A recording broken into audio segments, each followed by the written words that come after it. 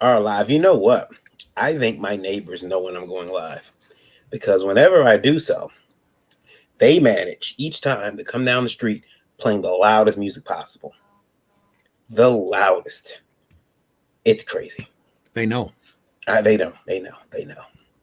At least you have loyal listeners to the Indie Volt radio network. Mark trying to hear. Yep. I think that was Whoop. There it is, the old version. Oh well, maybe not then. Yeah, there they were. Yeah. Commercials are bringing that one back.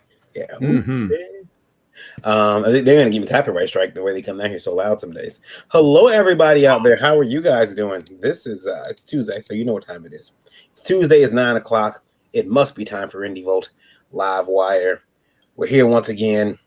Got a couple different guests coming in and out tonight. I can't wait to talk to these guys. Got Mark Darton here with us right now. Creative Guano guy. Who's in the chat? Imperium Volt was in the chat. Hey, sir. Imperium. Hope you're doing all right. Good evening, Indie Volters. Good evening, Imperium. From the desk of a small press publisher, Mark Darton. Whoop. Evening, all. And there is Max Lee saying, "What is up? What is up, Max? What is up, Max? What's going on?" Yeah. Looking to be a pretty fun show tonight. Got questions. Got lots of questions. It's gonna be awesome. Mark, do you have lots of answers? Oh yeah. My job, you have to. I had to have some quick answers just the other day. How did this happen? Well, let me tell you. I'm going to run the intro. It's more like veer to your left. Close. Why? Death. If you look to your right, there's a plane coming right at you. Do you see it? Good. That not in those words, but that is a technique we use. It's much more structured than that. But give the call letters. Wave hello. Wave. Look out your left and wave hello. Hold your hand right hand up. Now look at that hand and look past it. Oh yeah, there you go. That's so fun. Yeah. So some pilots like they really should put mirrors on these things. Got the people behind me. Yeah, this. We'll do now he's thinking you not to run into you though, and he's gonna motivated not to. He's gonna catch some pilot now and ask him if he checked him out in the rearview mirror. Yeah. I'm not saying it does, but if your car exploded when you rear-ended somebody, you probably would keep your distance. Mm-hmm. Like that would really cause people to stop going bumper to bumper real quick. I'm going to roll the intro and we'll get right into it, guys. Here we go. Roll it. Your body keeps calling, all systems recharging, still a shockwave straight to my bones, like it's supernatural. Pulse dropping, black darkness, you get my heart started, still a shockwave straight to my bones, like it's supernatural.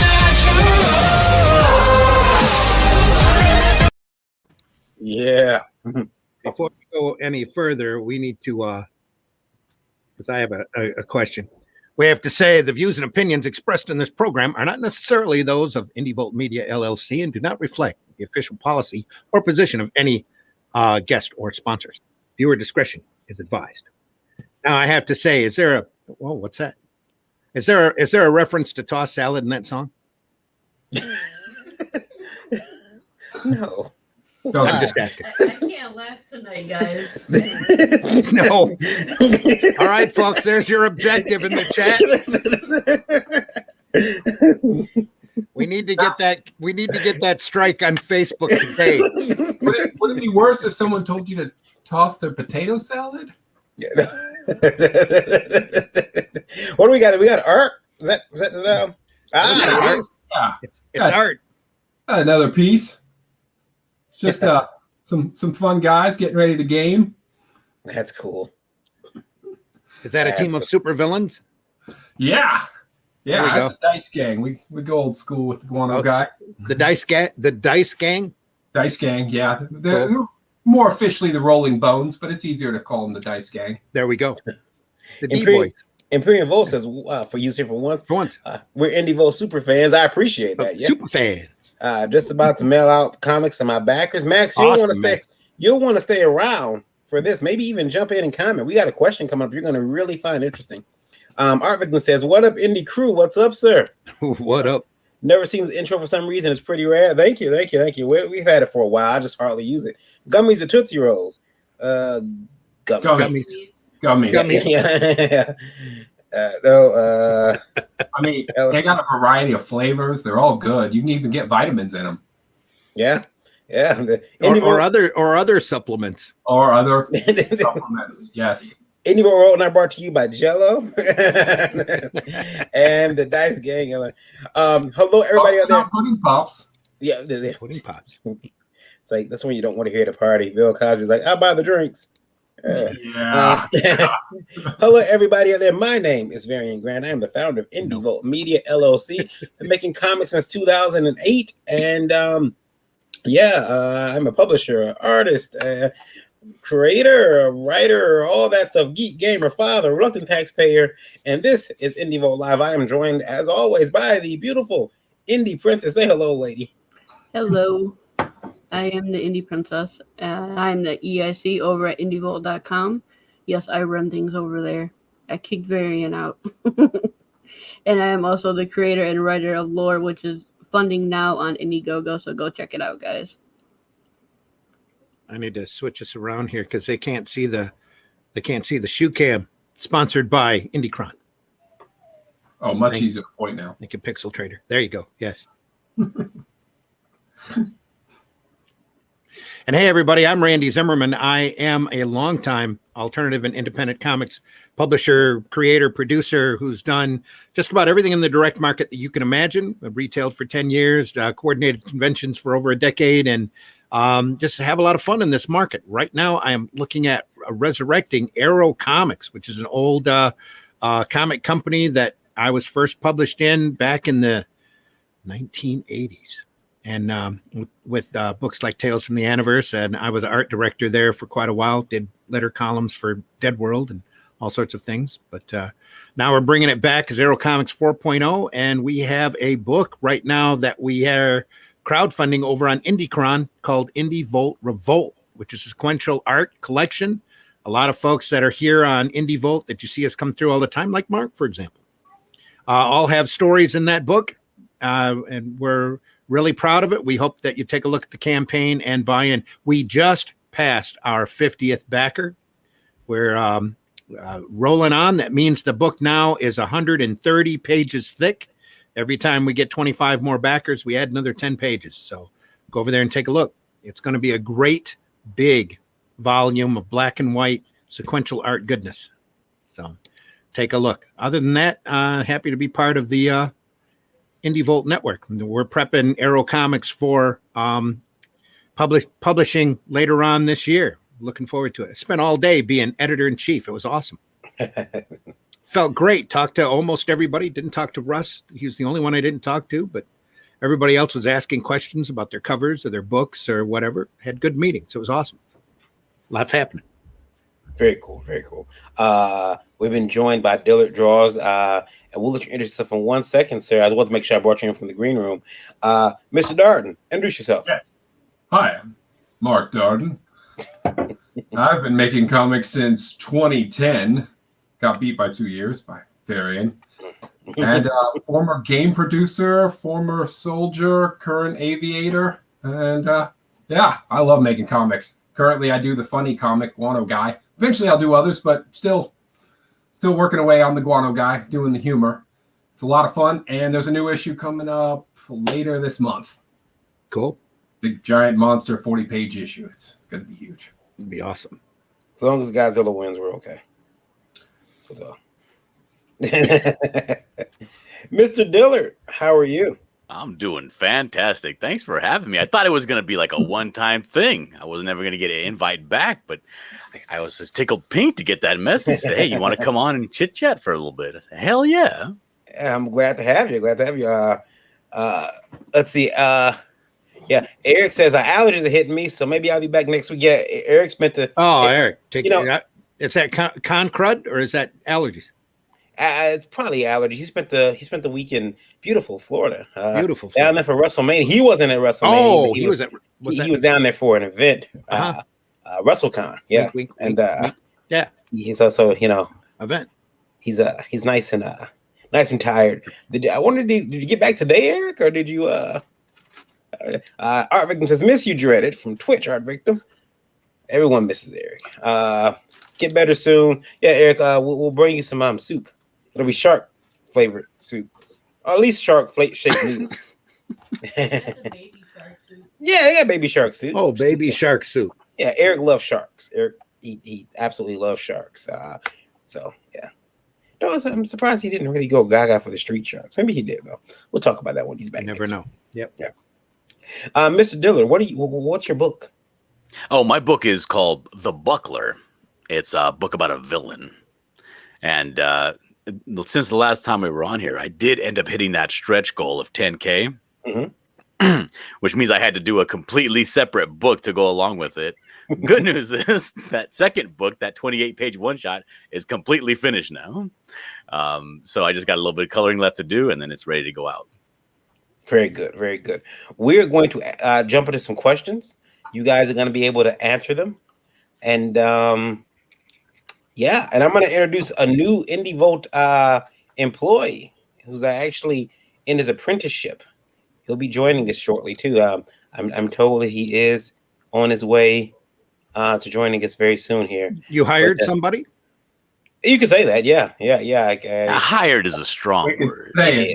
Yeah. Apparently, it must be. Yeah. Yeah. He doesn't get paid per se. Right. Oh, he's interning. Yeah. He's in his apprenticeship. That's what we call it. His apprenticeship. Here we go. The first question, Randy. That was a fiendish laugh. J Monkey the Don. J Money. Sorry. I read K in there somewhere. Sorry, J Money. Hey, did you see Lola grab him? She grabbed him because she's trying to make sure they don't pop out of her. Today is the day to make Lola laugh, everybody. Let's see it. I picked the wrong shirt. Yes, you did. Sponsored by Jello. Yes. J Money the Don. Back Go Getter on Kickstarter May 10th. Guys are always getting a bad rap for stepping out of bounds with females in the industry. What about the females who try to sub monetary payment? That try to sub monetary payment for nudes. Substitute. Got it. Monetary payment for nudes or internet GFE. You'll have to explain that one to me. Girlfriend experience. Oh, internet girlfriend experience. Shit. It ain't all guys. J Money, the Don. The Don knows. Obviously, he's been hit up on, huh? There was a TV show that was trying to sell the girlfriend experience. Yeah. Let me tell you something. An actual point of view show where like you were being led around by your supposed best friend and girlfriend. Like parties and events, and it's an idea, Yeah. I'll tell you this. The girlfriend experience stopped once you get married.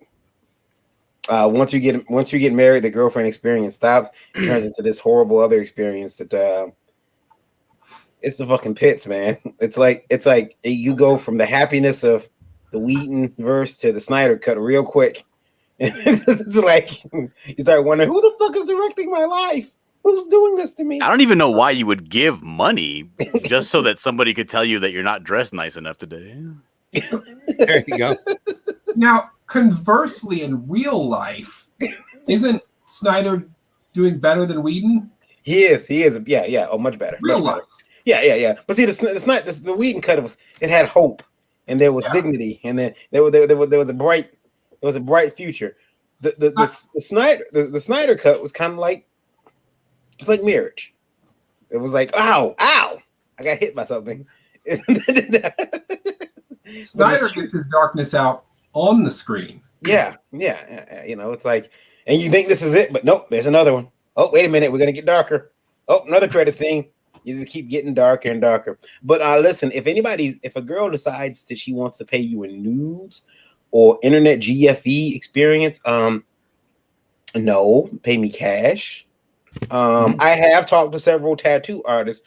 I talked to a tattoo artist who told me that he is not paid. Females don't usually pay him. They usually trade in other activities. Okay, listen, we can't pay the bills of exposure, and you can't pay the bills with that. You might be a lot less stressed, but you can't pay the bills with that. So I mean, if that's happening, it's not rape. It's your own fault. I mean, she's not forcing you into this. Anybody accept nudes for art? Anybody? No, they have that stuff for free on the internet. That's what I hear. Yeah, there's a lot of it up there. Yeah, you just have to know where to look. Yeah. I was looking at something long time ago. Long time ago. And long time ago. I do look at porn every day. I have to find out what the kids are doing. Okay, the young people that changing stuff up. They're eating. Never mind. Anyway, so they are DLSV, where the V stands for variant. They're just doing all types of stuff now. It's just I know why we got pandemic now. I know why. Says Dillard gets that for free. Is that true, Dillard? You get. I mean, in a way, I'm married. Yeah. You always never free then. Seeing Boo says I accept nudes for anything. Well, that's the thing. I mean, payment is payment, right? We're not talking about payment here. We're talking about just being morally out of line. And if you're doing that kind of stuff, then yes, it's just as bad as making an inappropriate pass at a woman. It is. Yeah, so I mean, it's between consenting adults. No, that's not what it's about. It's about the form of payment. Yeah, like if I say, hey, maybe you give me a little bit of payola, or you give me something, and I'll put you somewhere. That's the exact same thing as me making a monetary advance. I give you some money and you put me on your show. Yeah. We don't have the ability. We don't have the WAP, to go out there and do that. Only the females do. Right. So we use cash instead. It's the same thing. But that's not what this question's about. This question's about just the act of bringing sexuality into the workplace. Period. Mm-hmm. I think that's what they're trying to get at. I would say that payment should be worked out way ahead of time. If you're expecting $20 to your PayPal and instead you get 20 nude pics, I'll be like, you owe me $19.50. Yeah.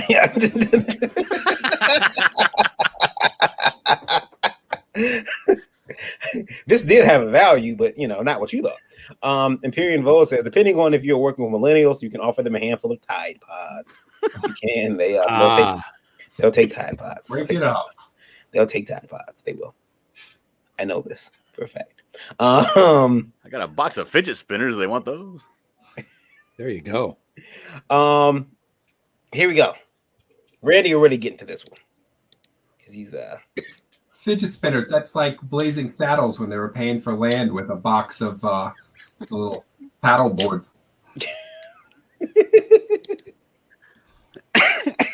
Walter, thanks for writing in, Walter. I've been in the comics game for 20 years now. Did some work for Marvel, DC, Dark Horse. Like that means shit anymore. Good point. I'm so fucking sick and tired of seeing all these gurus with foolproof advice on the comics industry and how to succeed in it. Guys with 2, maybe 5 credits to their names want you what you know, and $3 will get you a cup of piss. This doesn't sound like a question, Walter. No, I do believe that's a statement. Yeah. You really overpaid for that piss. Yeah. I feel like you can get it for a lot less. Yeah. I used to pay upwards of $40 to get some clean urine for a drug test. A cup of piss, 20 nudes, and $2 will get you. Yeah, at $20, I used to actually pee for my aunt's boyfriend. Like it's gonna cost you. That's gonna cost you $15 in a Pepsi, bro. I can't give away. I I can't give can't away get the this. job. Apparently, I'm diabetic. I can't give away this green gold free. What are you talking about? This is liquid gold. I can get you a job around town with this. Till the dumbass mixed it with someone else's piss. That was weird. Anyway, long story. We'll talk about that one. Yeah, he apparently I didn't piss enough, and he went and got some piss from somebody else and mixed it. And you can't mix male and female. Yeah, it was a whole thing. Anyway. Oh yeah, You can't work here. You're pregnant. That's real well. Yeah. Mr. Varian, you seem to be pregnant. Max Lee says a cup of piss. It must be Starbucks coffee. Yeah. There are people out there who are gurus, are trying to be gurus, and they do have foolproof advice. They're offering. I'm a mentor, but I don't. Mentor. Z-mentor. Yeah. Just as anybody who claims to have the secret sauce, be wary. Maybe see if you can taste it first. It might not be. What you check where that sauce is coming from too.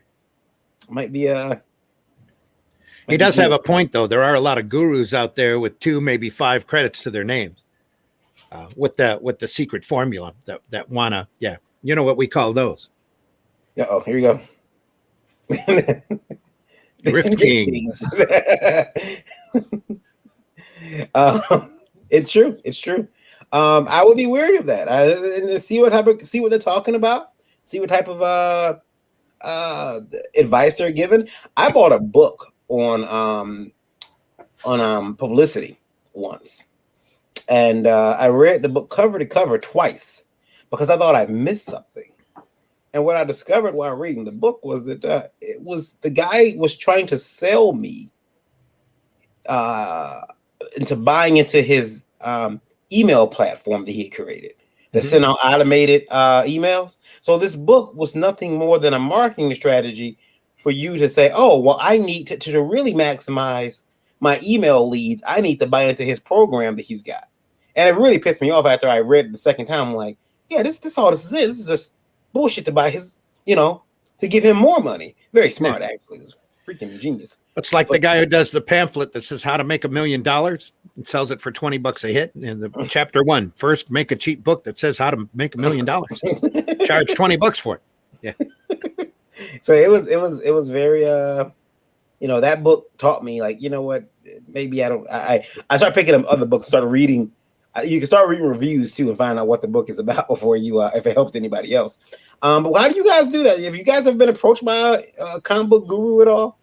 Well, I will say that I have a very good guru for girlfriend experience exchange program going. Anybody interested, just contact me. Very fair pricing. 1-for-1. How about you? Do you have any? I've never been approached by anyone, like online or otherwise, talking about like I can make you a success. That's never happened. I don't know. They're probably afraid of you. I would hope so.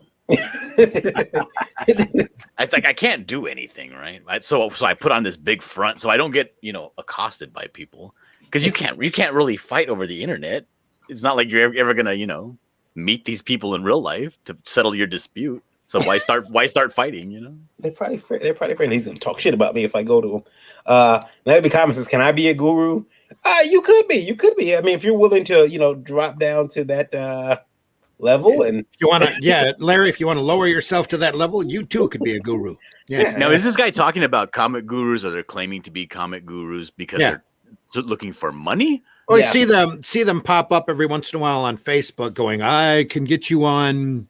Your next Kickstarter can be incredibly successful. Send me money. Mm-hmm. Some of them have great ideas, but you know what? Look, there's nothing like going out there yourself and getting your hands dirty and figuring out yourself and taking those bumps. I mean, there's a lot to be said for failing. And I got to tell you, when it comes to foolproof advice in comics, there is nothing. And there's no lesson out there that you can't learn by either listening to us or jumping on YouTube for a few hours and checking out videos from other people. I ran across a great panel today by Brian Polito on YouTube about how to market yourself and make an audience. And he did that for free, just posted it right up there. And that's off of his experience, off of what he's done with Lady Death. That was really fascinating.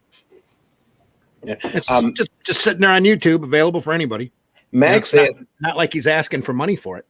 Max says they get lucky a few times. I think they are the shit. Yeah.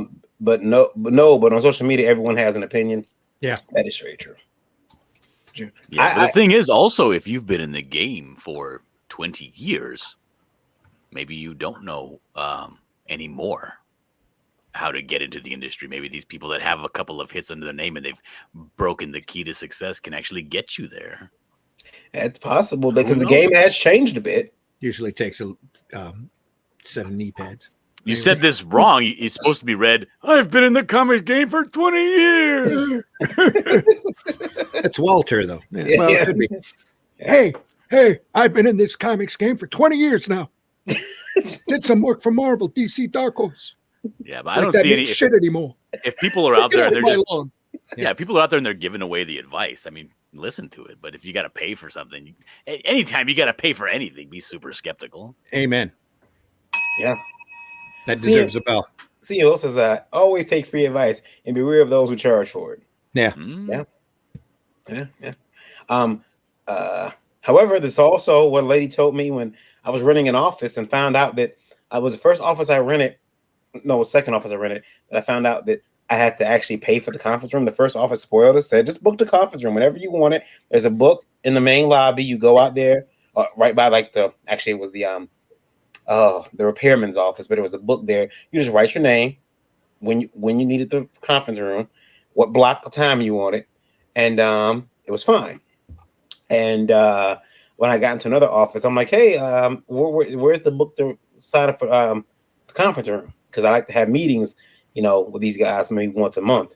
And she said, oh yeah, no problem. It's gonna be $50 an hour. And I was like, whoa, wait, huh? And she said, yes, $50 an hour. And I'm like, well, my office does it free. She says, Mr. Grant, something given away for free has no value. And I'm like, wait, I tell my wife that. Well, I wasn't married yet. Do they give you like free waters? No. No. Do they clean up before and after you're done? What the hell? You were supposed to clean up after yourself. It was the weirdest thing. I was like, I'm not going to stay here long. What are you paying $50 for then? Yeah, just 1 hour of the conference room. The privilege of renting the room. Yes. Yeah. Unfortunately, clients won't meet with you at a motel. It's cheaper. But it's not gonna Larry. Yeah. Yeah. You can take a nap afterwards. The meeting goes sideways. You can, take a shower. The meeting goes. If the meeting goes really well, you can still take that shower. Yep. Take the shower anyway. Save water money at home.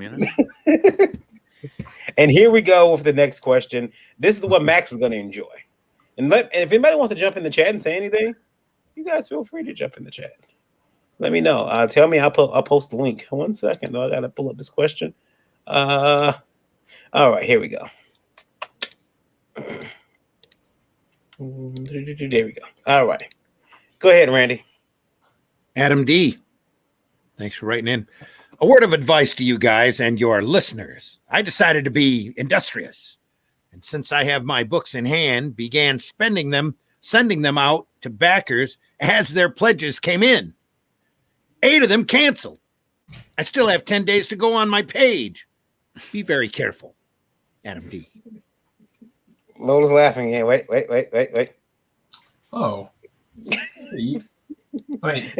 So a bit of free advice. Always room for Jello.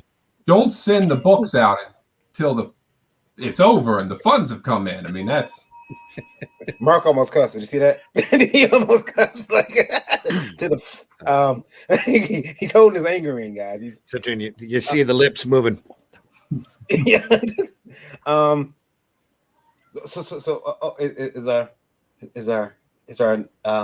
He's here. Okay, great. I'll be bringing in our new guy here in a little bit. To help with this question, as a matter of fact. What is CM Bo says? CM says, always take free advice. Max says, oh yeah, my campaign has been over for a while now. Yeah. What do you guys think about that? Is that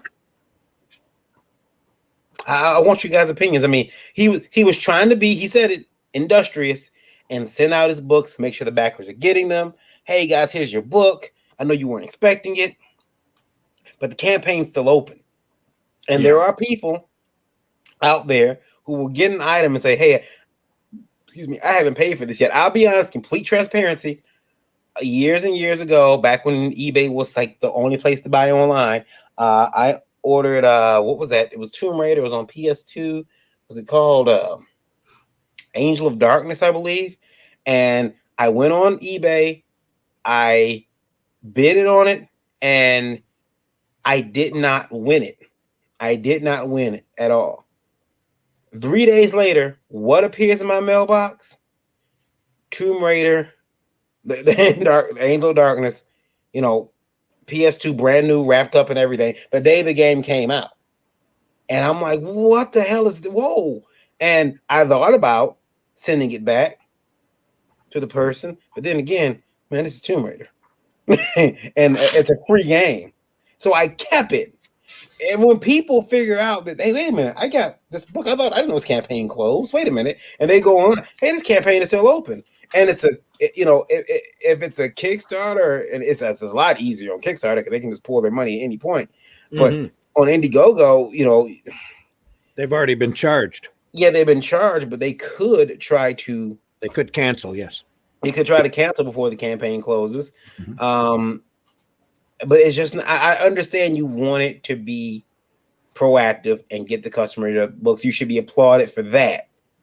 But yeah, I wish you would wait till the campaign closes. Obviously, there are people, unscrupulous people out there that figure they can take advantage of it. Well, here's the thing. You got to start treating yourself like you're a business. Yep. You really do, especially if you're an artist and you're trying to actually do this as a living. You have to wake up, take a shower, shave, even if you're just going to walk 10 steps to your computer. And the thing about that, like, you don't go into Kmart and, take a couple of items and say, I'll pay for this later. You know what I mean? They make you pay before you leave. Yeah. And you shouldn't feel bad about insisting that the money is in your hand before you start giving out product. Very true. Yep. Very true. Very true. I agree. Like when I do a commission, for instance, I will, like, I'm not that bad, right? I say, oh, you want this? We'll hash it out. Give me a deposit. Then when I'm finished with the whole thing, I won't charge them the full amount until I'm completely finished. I'll take a snapshot with my phone from a crazy angle just so they can know that it's done, and then send the invoice. And then when it's done, they get a high-res photo, and then I'll mail it out, that kind of thing. Yeah, that's good business. That's good business. But what's this? Only 2 cancel for Max. Art Victim says, that's crappy, Adam. Sorry that happened. People suck. That's a hard lesson to learn. CM says, understand the contracts and cancellation and return policies. That's why I don't sell on eBay. Yeah. Eric says, so those that got the book, those that got a book, then canceled? Grifters. Yeah. Yeah. Darrell's Truth, treat it like a business. Joe says, LMAO, crowdfunding is not a marketplace like that. Again, Michael Oden harps on knowing policies. Backing is not buying. Wait until the campaign is over. Max says, oh, shit, no wonder Walmart was mad at me. But they got those self-checkout lines. So, I mean, are you supposed to, like, arrest yourself if you steal? Yeah. I'm going to bring in. How do I know whether it's organic or not? It's all organic. I'm going to bring in the new Indie Volt apprentice. He's here with me. I'm going to scoot over here. Get the camera here. This, everyone, is our new apprentice. I like to call him Apprentice Al. Al the apprentice. There he is. Al the apprentice. I wouldn't pay him either. Yeah. I don't think I'm going to pay him. But Al, what do you think, Al, of sending out your book before customers pay? Al doesn't think it's a good idea at all. Al doesn't do that. Al thinks that it's a stupid idea to send out your book beforehand, and Al does stupid stuff. Like, for instance, Al here decided he was going to walk into the comic book store and walk out with a bunch of books. Isn't that right, Al? And what happened, Al? I can't barely see Al. Oh, there he is. I've wanted a puppet for all my life, and now I got one. I got one, and he's a little Indie Volt electrician. I was gonna put a little Indie Volt sticker on his head. I think I will. He needs one. He needs an electrician hat. He has one. But Al here does dumb stuff. Really, really dumb stuff. It's a shame. He likes looking at Lola too. Pay Al the nudes. I bet he's down for that. Oh yeah. I was there he is. Everyone's gonna remember the puppet episode. Bet he's really good with his hand. Yeah, he must be an intern. He has a hand up his butt. He is. He is. He's and he can't do anything to me because I'm well, I have certain protections. Yeah. He can't do anything to you unless you help him. Al might be having Jello tonight. Yes, Al likes Jello. Randy, you've got your crowdfunding campaign going right now. Yeah. What would you say if someone asked you, Randy, I really want the book. Can I get an advance copy? Please, I need it now. And you have them in hand. And I have them in hand? No. Yeah. No. I'm waiting until everything's all in before I send anything out to anybody. Besides, for every 25 backers, we had another 10 pages. So I don't know how big that book's going to get. Hopefully it's going to get a lot bigger. You should open up another tier, call it the Super Gold Plus Platinum tier, and you get your book early and just charge them more. Yeah. Yeah, you could. Could you close that tier out and maybe stop it from charging back? If you close a tier out? I don't know. You might be able to do that. I'm unfamiliar with Kickstarter. Yeah, I don't know if it would work if you can close a tier out and you say, hey, you're just going to get, I got the books already. So just open an online store if that's the case too. Yeah. Just open an online store and say, hey, go here if you want the book now. Otherwise, I'm crowdfunding. I mean, I feel bad for you, Adam. I feel bad because you did get taken. I'm not sure how many, eight of them canceled. I mean, and depending on the price of those books, that could be damaging because they get it all back. They get their book price and their shipping. Yep. That's what you would consider to be a lesson learned. Don't do it again.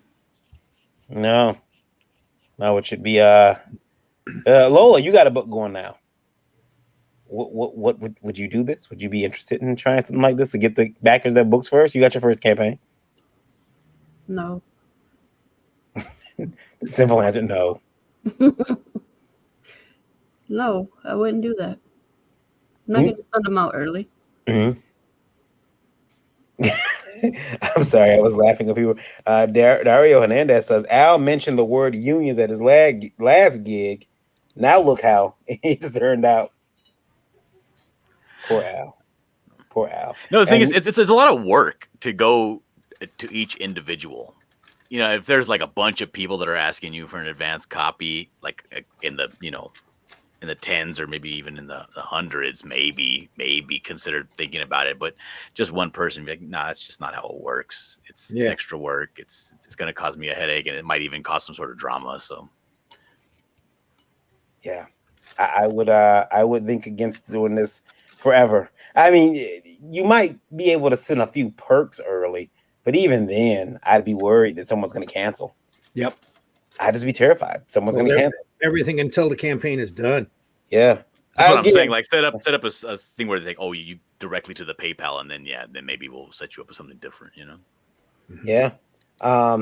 Joe says what he did is the hard way to put together the campaign. Did I read in this comment? 8 could have been a huge chunk of change. Hell, she also says 3 or 4 can be detrimental to some campaigns. That is true. Max says Diddle loves hearing about the drama but not causing drama. Oh, the drama's great. I mean, that's what Al here likes. Al likes the drama too. Yeah, I think a lot of stuff is dumb and boring. I like to hear about drama and exciting things. I just don't like causing drama. No, you don't. Well, you don't cause it. You just listen, you laugh, you point, like Randy always says. Mm-hmm. Point and laugh. I'm gonna let Al go over there. It feels weird having my hand inside another man. Must be what a prostate feels like. He has the look of a man who's had another man inside of him. Yes, he does. Yes, the look. And he might have liked it. The feel of cotton. Let's see here. Dario says, you got to make them work for that advanced copy if possible. Hide in their area and have them go look for it like Easter eggs. See how early they really want it. Yeah, there you go. Turn it into competition. Yeah. I put one and put it like in the worst part of the city. If you live in Philly, apparently that's Kensington. I've never been there, but if you live in Philly, Kensington is where you go. It's where you go hide your Easter eggs at. That would be every part of that city. Never mind. Sorry. There's our Philly numbers. Speaking of numbers, how's the radio look? We actually been really high today on the radio for some reason. I didn't ask you how you were feeling. I asked how the radio numbers were. Yeah, we're at right now we're 86 K listening. Thank you very much. And remember, kids, if we add another 0 to that list, Varian has to pay for more bandwidth. So yeah, let's make it a goal. Charge everybody. Run it up. And Varian's gonna start a I'm gonna charge everybody. yeah, I'm gonna start a GoFundMe, man. Gonna call the stream guy and ask him what they'll do for nudes. yeah. Streaming service. Hey, can we trade nudes for bandwidth? Yeah, I'm like, I'll send Lola. I'll send Lola with the shoot cam. There we go. Yeah, we go. Yeah. You get the nudes faster if you give us more bandwidth. Yeah. You guys are holding me back. Al might me too. He may. We should start a crazy. We should just start a crazy hashtag Inside Al. People who wonder what the hell that is. Smash the like and share the stream. Inside Al. Hashtag Inside Al. Go ahead and put that out right now. Start that up. So let's look at some books. We're gonna look at well, Mark, you've got some announcements. Yeah. You got some announcements on your book. Mr. Guano guy. What do you got going on over there? Yeah, so it's issue 4 is going to launch April 27th. Get in on it. It's 40 pages. Same artist back doing half the book, Alexander Unlin, who's been there for issue 2, 3, and 2.5. So he's been there for 3 issues already, and the art's just getting better and better, and we've got great colorists. And then I got a whole bunch of other people doing the really fun short stories that I always like doing. So in just a few pages, you get some good laughs and some silly stuff. So big 40-pager. Got a cool cover. El Capitan. I'm excited about it. Looks awesome. Are you going to you got any pages you can share with us now? Like share screen? Yeah. Well, I tell you what, one better. Wait a sec. Why don't you ask somebody else a question? I'll be right back with you. Okay. Get on it like Varian's hand wasn't out. Yeah, I was gonna get a female puppet, and then I thought about it. I said, no. No, yeah. I could hear the jokes. There's a lot of implication to that guy. Come on now. Yeah. Barry, there's that. There we go. Let me cover art if I can get that blow in there. that up there. You got that in there. Look at that. Yeah. That's pretty cool. That's been colored now, though. It's gorgeous looking. Colors did a great job, but it started off good. It's I have a name for that group too. Yeah. It's the Critical Hits. Oh, yeah. That's good. Yeah. Okay. I like that. That's pretty cool. I'm done sitting here. And who's the artist of that? El Capitan. I'm going to steal them from you. No, I'm just kidding. I don't steal artists. I steal colorist, not artist. He's been in the game a long time. He's done a lot of good work. Dario wants to know how you got a picture of his fire escape. You been stalking Dario? Yeah. Right. What's going on? Okay. No, I sent in a very basic, super basic little sketch of like sort of this layout, and he turned it into something amazing. Cool. I think that does look pretty cool. Now you're gonna be kickstarting that, right? Or is it? Yeah. Yep, it'll be kickstarting 27th. Geek Girl's also launching that day. We're launching the same day, so we'll be talking back and forth about each other's stuff. But yeah, it'll be a big 40-pager, and it's the 4th campaign now, and everybody's always gotten their books, no matter what happens. Even when the pandemic hit and my computer died, I still bought a new computer, got new programs, still got the books to people on time. So you're gonna get it, and it's a fun book. I don't know.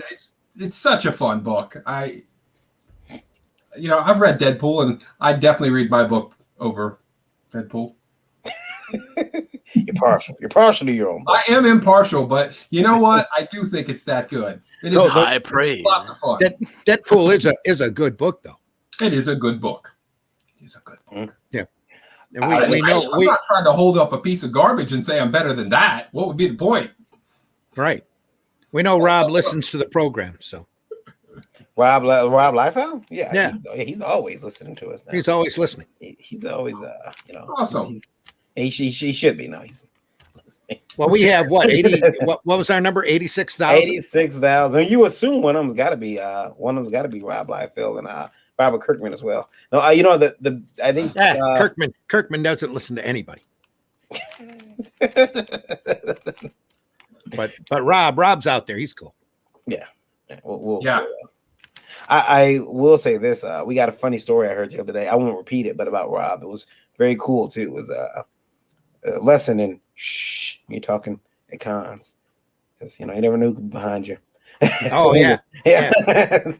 Yeah, we had that. What was that? A day or so ago on one of the other programs. Yeah. Yeah. It was funny. It was actually on I was on JD Calderon's show. Indie Comics Explained. If you want, you can go back and listen to the show. I believe it was on air when we told the story. We were told that was a good story. Yeah, I'm pretty sure we were on the air. Yeah. Yeah. So you can go check that out. Indie Comics Explained. Because we passed around the question, what's the most embarrassing thing that you've ever had happen at a con? Mm-hmm. Yeah. I almost told them the weirdest thing that I had happen was a guy got his table flipped over by another guy. A guy was walking down. He looks at, obviously it wasn't Dillard, but I can imagine him looking at. I can imagine Dillard. I can imagine Dillard freaking out about this. This guy is walking through Artist Alley. He stops at this guy's table. At first, they're exchanging pleasantries, like they don't know each other, and the guy's looking through his book. And then I hear tour. And he spits in the guy's book while he's holding it, closes it, pops it on the table, flips two birds at him, then flips the whole table over toward the, guy who's standing behind it. And he jumps back like, whoa. And the guy walks off. And I'm like, what just happened? And you got to clarify that. Now people in the chat are thinking that I'm the one that did that. No, it didn't happen to him. It didn't happen to him. That's why he does the buckler, folks. Yeah, no, it didn't happen to him. It was It wasn't Dillard. It was someone else. It was someone else. That double P? No, Dillard, have you ever been to Michigan? I have. Yeah. And we'll see. It could have been him. No, it was him. No, it wasn't. I'm a truck driver. I've been to every state except for Maine and Florida. There we go. It's a real shame. Hopefully security got rid of them, but even so, it doesn't. You're on your own at the convention, so even if security tosses them and doesn't let them back, that doesn't put your table back up and put your books back in order. And well, the table flip was one thing, but hawking a loogie into your book, that's a major insult. But what would possess a person to do that? Was the guy swiping his art or something like that? And we never found out. Maybe it would have been fair. Wow. If that were it, that's probably not it, but that would have been fair. But I would guess he didn't agree with the subject matter, but I would think so. You know that ahead of time. Like maybe the subject matter, the guy used the model and it was like the other guy's wife or something. Who knows? I mean, if Dario says drugs, that's probably right, Dario. Drugs or lack thereof. It was. I remember. I'm sorry, I didn't take my meds that morning. Like I didn't realize how impacted I would be the first time I saw somebody using. Like I was scrolling through Twitter and somebody had put out a page, and the bottom half of the page was a page that I had done panel for panel, and when I saw it, I was like I got really angry, and then I calmed down, and I was like, whatever, But I was like, I had no idea that it was going to hit me that hard. Yeah. But, I mean, I remember when I heard the loogie. This guy spit his soul out because. I mean, you heard him pull it.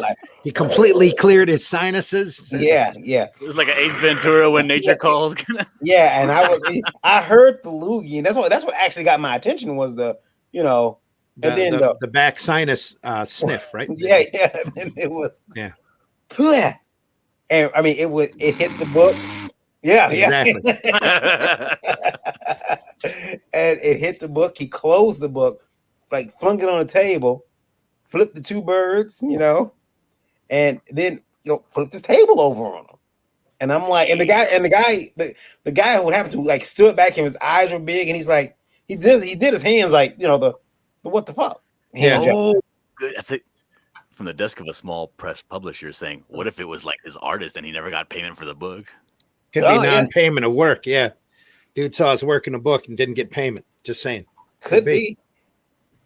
Marsupio Gamer says, am I the only one hearing echo? Yes, you are. Yeah, no echo here, Marsupio. Just so you know. Now that I'm thinking about it, there's plenty of reasons to spit in somebody's book and flip their table. There's a few people I've wanted to do that to. I just never did it. Table flip gang, hashtag table flip gang. Put it on Facebook and Twitter now. Tag Indie Volt in it. Table flip gang. I know, because then people will go to Comic Cons. This from Indie Volt, fucker. Yeah. Indie Volt told me to do this. Yeah, that'd be great. No, do not do that. Do not do that at home. Do not do that at your convention. Yeah. Do something. I thought the Volders would have my back. I didn't know I was going to be alone on this. Me and Randy we'll have to do apology videos. Hello. Oh my gosh, yeah. If there was We're a sorry. table flip, it's like a flash mob, but it was the flash table flip. Yeah.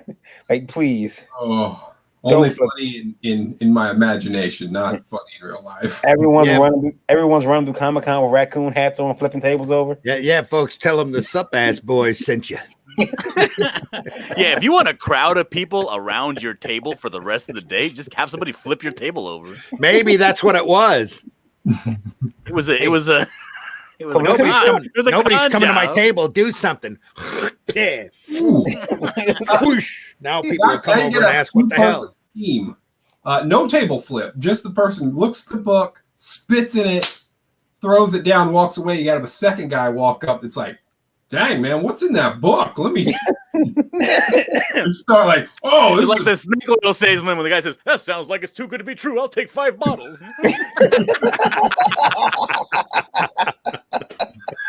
Yeah. Any book I'm that so makes sorry a that guy happened to you. Can I support you by backing by buying 5 of your books? Just have just hire one person to come do I'll that. take 10. Any book that has somebody spit in it has got to be great. Yeah. He says, Grandma's Comic Con says, well, it will get people's attention. Yes, if you don't do it at Grandma's Comic Con, please. Do not. No. Do not do it. Do not do that. Marcello says, oops, my mistake. It was playing on 2 different tabs. We love you for watching two different times, though. Thank you. That's a fan. Yeah. And if you're out there, folks, remember to hit that like and that bell for notifications. And if you're watching on YouTube, like and subscribe, please. We appreciate it. And please get that stereo effect. Listen on every device you have in your house. It'll be great. Max is running through the convention yelling, Indie Volt, bitches. Yeah.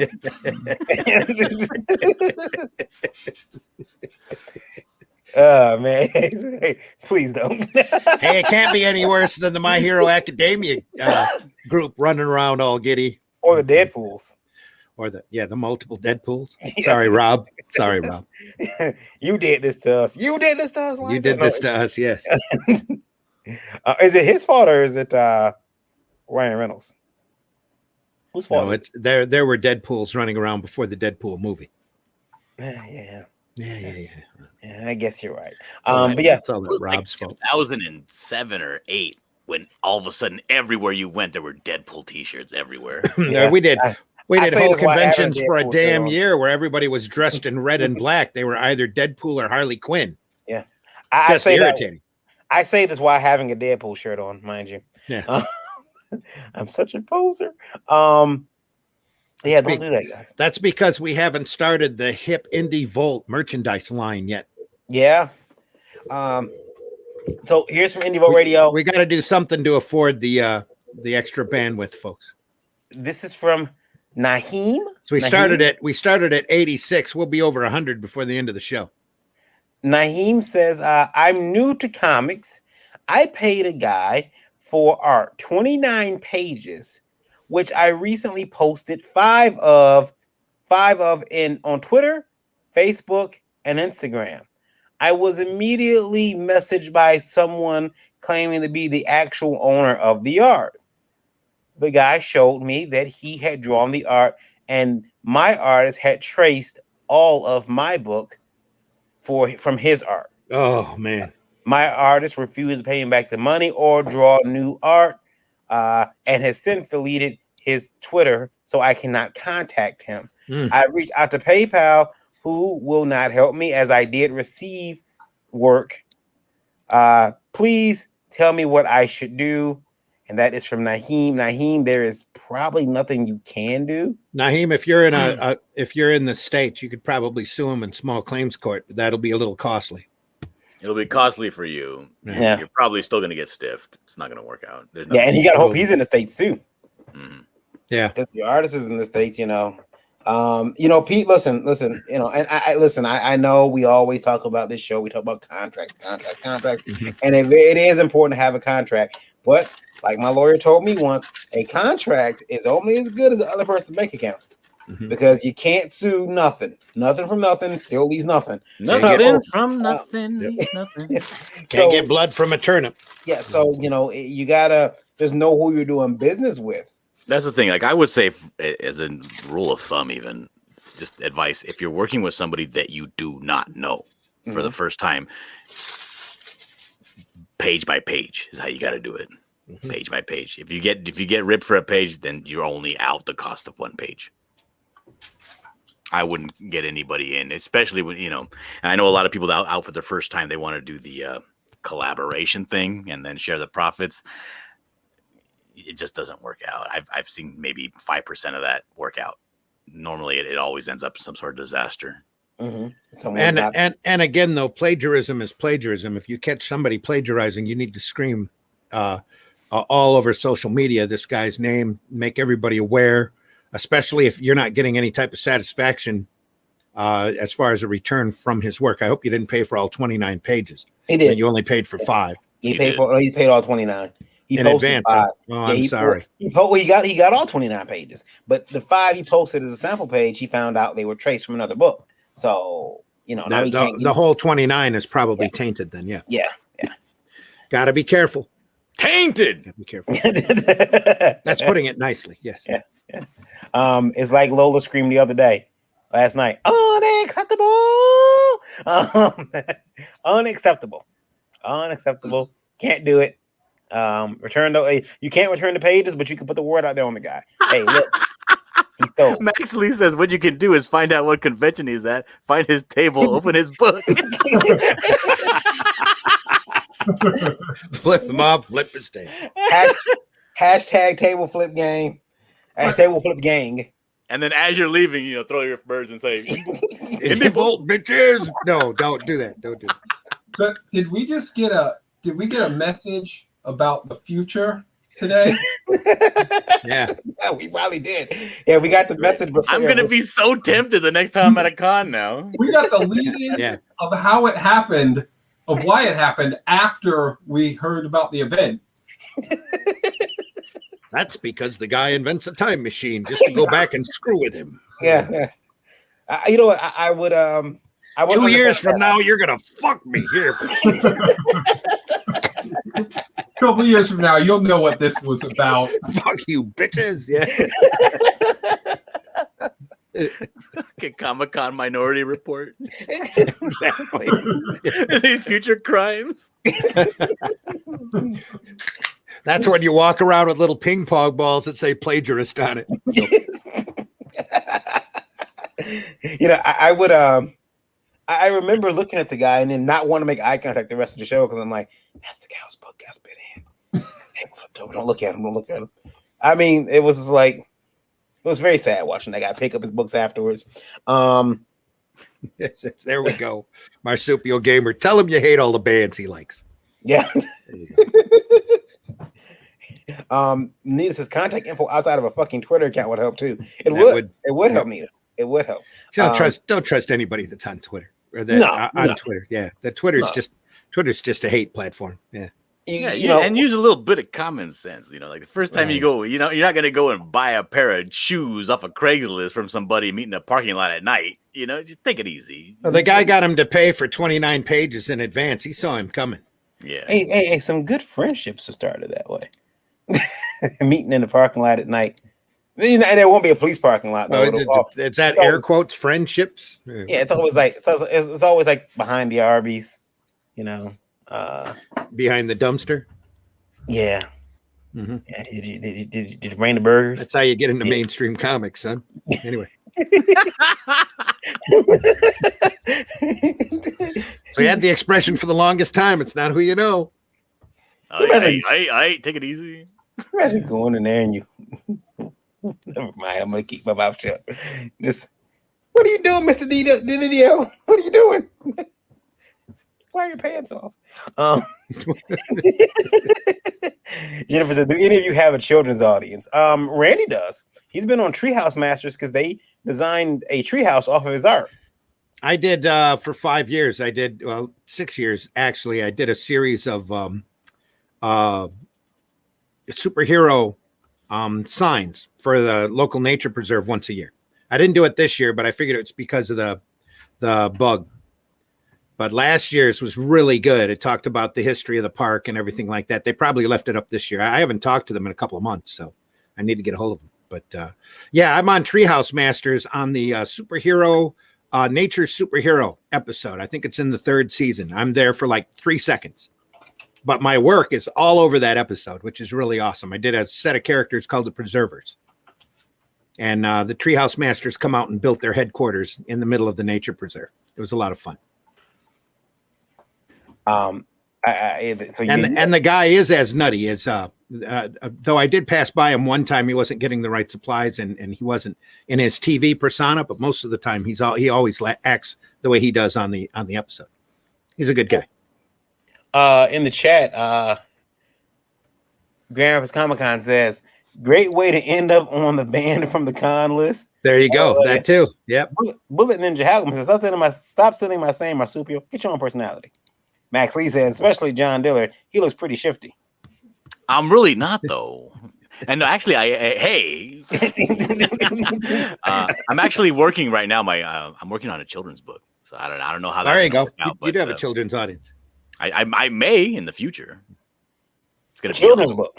Yeah, it's gonna be like one of those like a callback to the old Grimm's fairy tales where they actually have endings that have consequences, like the dogs tore apart the witch and she was never seen again, that kind of thing. There's a copy of the Preservers. We took the signs every year and put them into a small comic that they gave away for free at the nature preserve. You can still probably find the PDFs on those if you go to the GeneseeCountyParks.org. I love it. I used to do caricatures for my nature preserve here. I love that place, Yeah. but they ended up getting closed down for good. Well, if you don't have the right funding, man, you can't find the grants. That everything I did was off of grant money. So yeah. So same with my wife. Everything she does off of grant money. Everything. It is a different grant though. Yeah. Everything. Everything. Let's see here. Someone said Max Lee says Buckler Jr. #1. Yeah, that's what he's a bully in school. Buckler Jr. Yeah. He's pushing kids into lockers, pushing them off the swing.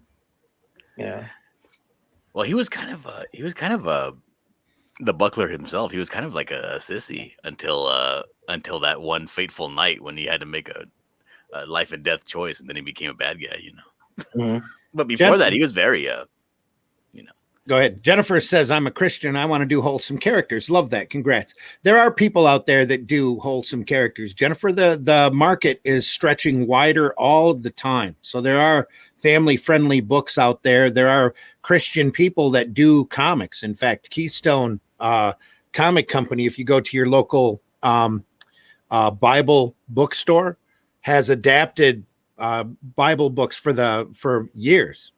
They had, I know a guy who inked the works, an adaptation of the Book of Revelations. It was very, very interesting. Well, if you've read Revelations, then there's all sorts of monsters and creatures and different symbolism that runs through that book of the Bible. So it was really an interesting book. Plus, before Star Wars in 1977, the Howard Chaykin adapted A New Hope. Before that, the largest reprinted comic in the world was Picture Stories from the Bible. And you can't find a copy of that anywhere. I mean, to see one is incredibly rare. So there's been a lot of Christian books out there, a lot of Christian comics. You just have to look for them. They are out there. So, yeah. And the thing is, people that do Christian comics, they want, it's just like a genuine desire, like a drive to put the Christian values into their books. So even just finding creators that are Christian, that are good writers or artists, whatever, they'll usually have heavy themes and stuff like that. That's not too over the head. Yeah. Well, if you check, you're probably not going to find those, or you'll very rarely find Christian or Bible aimed comics at a comic shop. You're probably going to have to go to a Bible supply shop or a Christian bookstore. There used to be entire chains of them around. I know it's still a lucrative part of comics is doing Christian comics. Cross Comics, Max Lee says, yeah. That's another good one. Tribulation Task Force is another one I've heard of. Oh yeah, there you go. We've had him on the show. And I know there's this bookstore, the Berean bookstore, the Christian bookstore next to where I live, and they have a section that has like kids books and comic books and stuff like that in there. There have been a lot of picture Bible adaptions in comic form. Like I said, but way back, this was back in the early 50s, that Picture Stories from the Bible came out. There's a beautiful treasury book that you can find at shows every once in a while that Joe Kubert did of the Bible, that has different Bible stories adapted in comic form that he did in his style. It's a very nice book, especially if you're into Joe Kubert. I have speaking of books, by the way, Randy, I picked up this yesterday. Frankenstein Way. It's a comic strip book. Oh, cool. Let me enlarge you there. Let's look. Yeah, it looks like fun. That's probably off of a web strip. Perhaps I haven't looked at it yet. I just seen them and I said, "Oh, I'm gonna get some of these." They only had 3 of them at the I found them at the Dollar Tree, and I'm going to. Did you? Yeah, they were at Dollar Tree, huh? That's cool. Yeah, I picked up one to send you as well. So, cool. I love that format. Look at that. That's pretty awesome. Yeah, the long format. I wonder where they got that idea from. I did it first. And that was a book, or that was $1? Yeah, $1. Sweet. Yeah, I'm like, it's a nice bathroom reader. How thick is it? Well, that's kind of personal. What you think? No, I'm not asking. I'm asking how thick the book is. Does it have a page count on it? It looks like about 48. Oh, let's see here, 96. That's got it. Wow, that's got to be more than $1. Yeah, probably was worth more than $1, but yeah. Is this true that EC Comics used to do Christian books before switching to horror and sci-fi? That's a really awesome, fascinating story, because that's who did Picture Stories from the Bible. Oh, MC Gaines used to be a owner in National periodicals, and MC is the one that approved Marston to do Wonder Woman.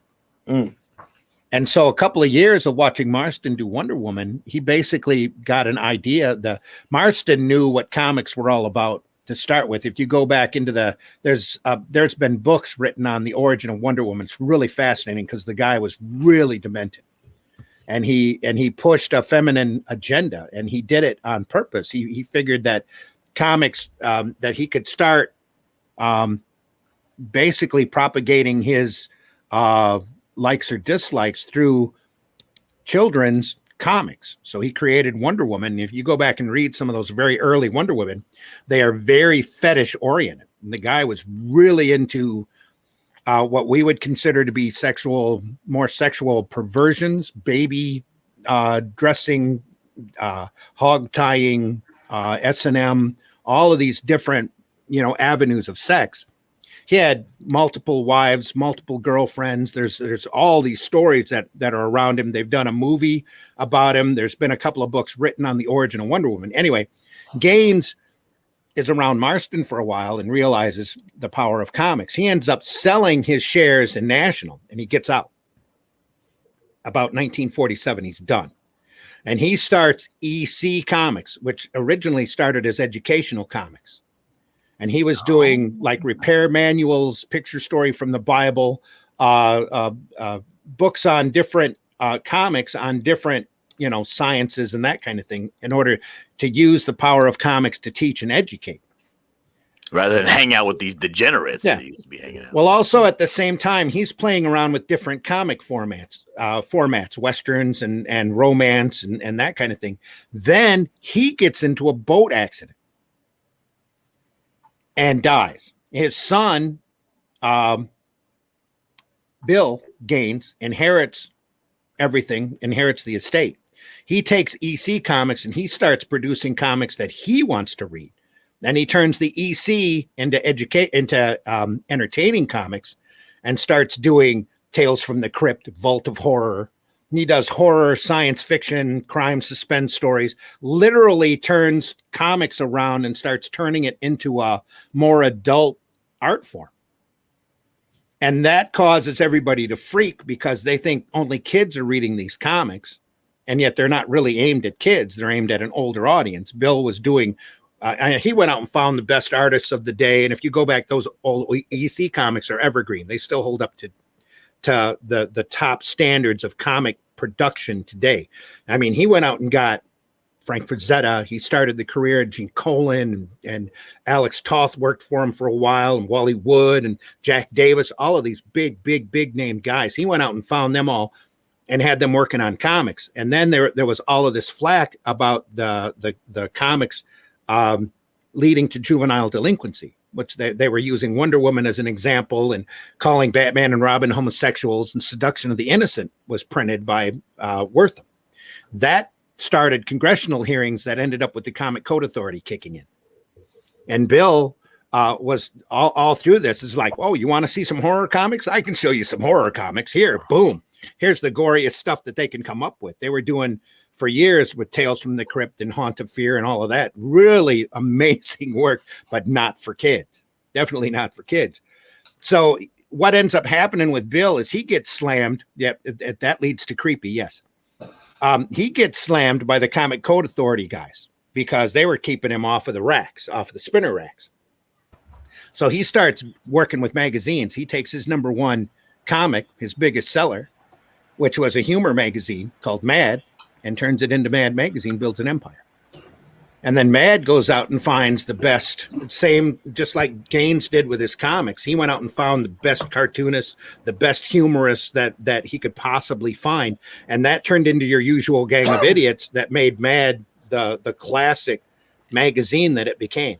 Max, the Comics Code was created by those publishers so they wouldn't get government oversight. They were terrified that the government was going to step in. Well, that's the official story because they didn't want, the kids to be corrupted by comics. Yeah, but really, it's the official short one. We don't have time for the whole one. Okay. Oh, sorry. Okay. I get up there. I love comics history, especially this because it's so interesting. The real reason they did the code is to slam the adult comics, to get them off of the spiral rack, because those adult comics like Crime Does Not Pay and all of the work that EC was producing at the time was selling millions of copies off of those newsstands. And they figured the majority of those were going to kids, and the kids' minds were all being corrupted. And this is right before rock and roll. So they had to have something to blame juvenile delinquency on. So they did the Code Authority. If you go back and look at the original Code Authority, you'll see there are terms in the code that intentionally stop those comics. You can't put crime on the cover. You can't have the word horror on the cover. You can't use werewolves, no drug references, no zombies, on and on and on and on. But they did it on purpose to keep the comics dumbed down for kids so that the kids could be, so the moms can depend on the kids going to the spiral rack and getting wholesome material. A setback of which we've yet to recover. Totally. Yeah. I heard it referred to at one point as indelicately, mind you. I heard it referred to as the comic book Jim Crow era. Like, gee, well, that's a little harsh, but okay. It was during the same time though too. It's during that time period that paranoia was running rampant. People were afraid of communists, and once comics couldn't erode the kids' minds. It became rock and roll, then it became Dungeons and Dragons and video Do games. you personally think that comics do erode a kid's mind? I think it's really fascinating once you start. That's why I love comic history. You get into the mindset of Marston, the guy who created Wonder Woman, and you go, because he was a psychologist at big time. He taught psychology in college until they busted him for his deviant behavior and, kind of broomed him. Then he made a living off of creating Wonder Woman. He went into DC because he was a big name at the time. He is credited with maybe not actually creating the lie detector, but really promoting it. That's why Wonder Woman's lasso makes everybody tell the truth. But he had a big name. He went in and wrote his own contract that still stands to this day with the Wonder Woman estate. If DC ever stops doing Wonder Woman for a certain amount of time, the rights for that character goes back to the Marston estate. Bullet says, it's the first character that really happened to. I mean, Randy is the best part of the stream so far. Oh, sorry. Dominic says, Randy, that was beautiful. Jennifer says, but weren't comics driven by sociological reaction to what is going on in society already? It's the common man's art scene. It can be a reflection of society at the time. Yeah. If you go back to those 50s books and look at they're like little time capsules, but you go back and read those crime does not pay books. And there's been a couple of reprints of those books. They were really big morality lessons about what not to do. The crime does not pay. And a lot of times those ended in some pretty bloody endings because they tried to be true to life. They do the story of Bonnie and Clyde and, show all the bullet-ridden cars and all of this. We need to bring that back. She said she took a comic history class in college. Max says, because Matt was the only thing to survive from that. Yeah. Bullet says, guy knows his history. He does. We've been joined by JD Calderon. Sorry, and I can get long-winded too. So, I can talk about this for hours. I love it. It's good to see Randy on the soapbox. Sorry. Don't need to apologize. We all need to be educated. But I love it's really interesting because yes, there's a part that's sociological, but there's a part that's psychological. There's a part that's just pure whimsy because you get back during those 50s, that 50s era, Captain Marvel was selling millions of copies. It was outselling Superman tremendously. Lex Luthor is bald because Dr. Savannah is bald. Lex Luthor actually started out with red hair. They made him bald because Captain Marvel was selling like crazy. And when DC successfully shut Captain Marvel down, first thing they did was take all the writers and had them start writing for Superman. Which is so dirty, but also I admire. Well, Fawcett, the comics were slumping at the time. Fawcett was getting out of the business, and these guys needed to eat. That's why they Ray Kroc of them. Roy Kroc. Is it Roy Kroc? Yeah. JD, Ray Kroc. Hey, JD. What's up, guys? So, Randy, let me ask you a question. Are you still working on your history? No, not right now. I'm working on building up Arrow Comics, and actually, right now, I'm trying to get past this. I got a commercial job that's been taking up my last week and a half. So, you got another one of those. I got print files I've got to get done. So, I got to make up. Yeah. I'm sorry. Yeah, I got deadlines. Anyway, hit the deadlines, damn it. Brian, you asking me something? Introduce yourself. I got this much done of a history book, but one of these days I'll get it done. Get it done. It seems to me this guy Randy merely has a passing interest in comics. Exactly. Yeah. Casual fan at best. Oh, only for 30 years. That's another long story we won't get into right now. So, anyway. JD, introduce yourself. Oh, thank you. My name is JD Calderon. I'm the writer creator of the Oswald Chronicles. I'm also the writer and creator of the Tall Tales, which is currently on Kickstarter. And you can find me all over the place on Facebook and Twitter under JD Calderon and YouTube. So that's pretty much it. I got a message here. Indie Volt Radio before we get into one of our other topics and answer standards and practices. Some of these books.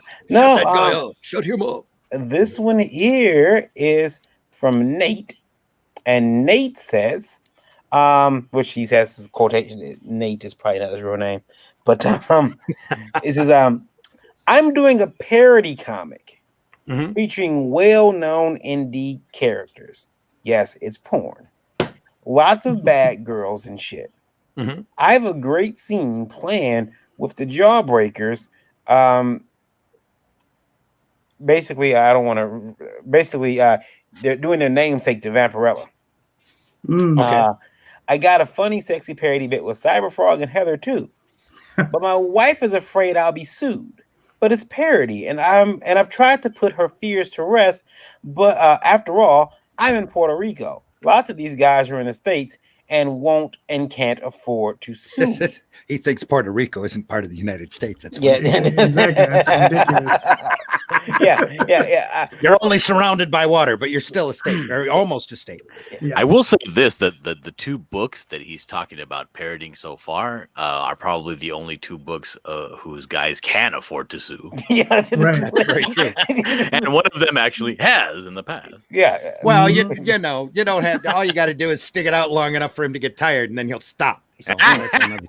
You got it. Just do it. Just do And it. then he'll lose another 0 off of his campaign.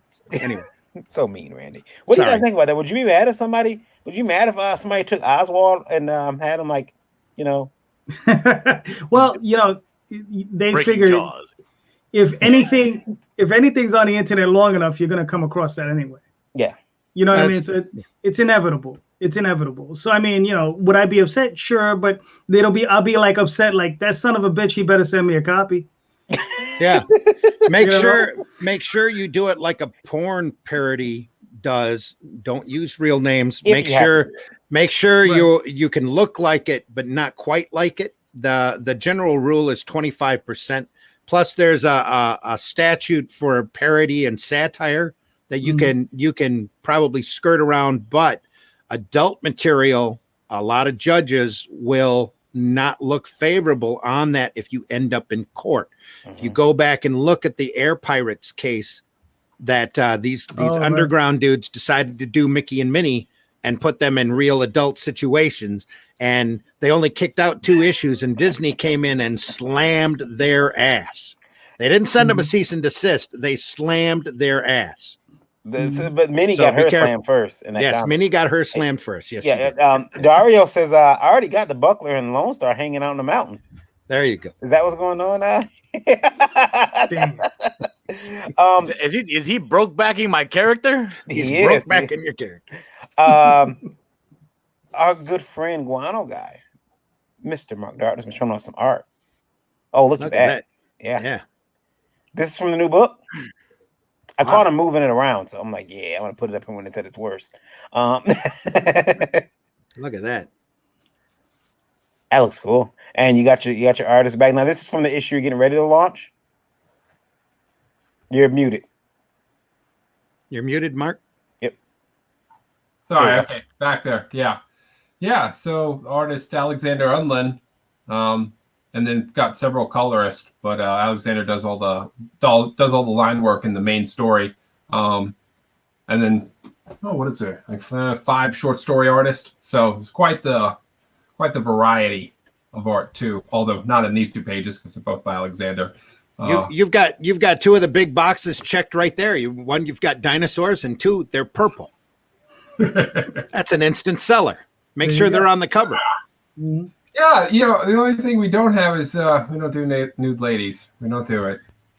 Not for this book. Hey, listen. We can talk to Nate and get Guano guy in there There we go. in his parody book. Yeah, that's what I'm going for. He's like, uncomfortable shift. Oh no. Yeah, I love this art, man. Look at those snakes. Yeah. That's nice. Beautiful work. Yeah. Alexander did a great job, and he and I have been working together since 2018. So it's been awesome. Even when this project wraps up, I think we'll move on to something.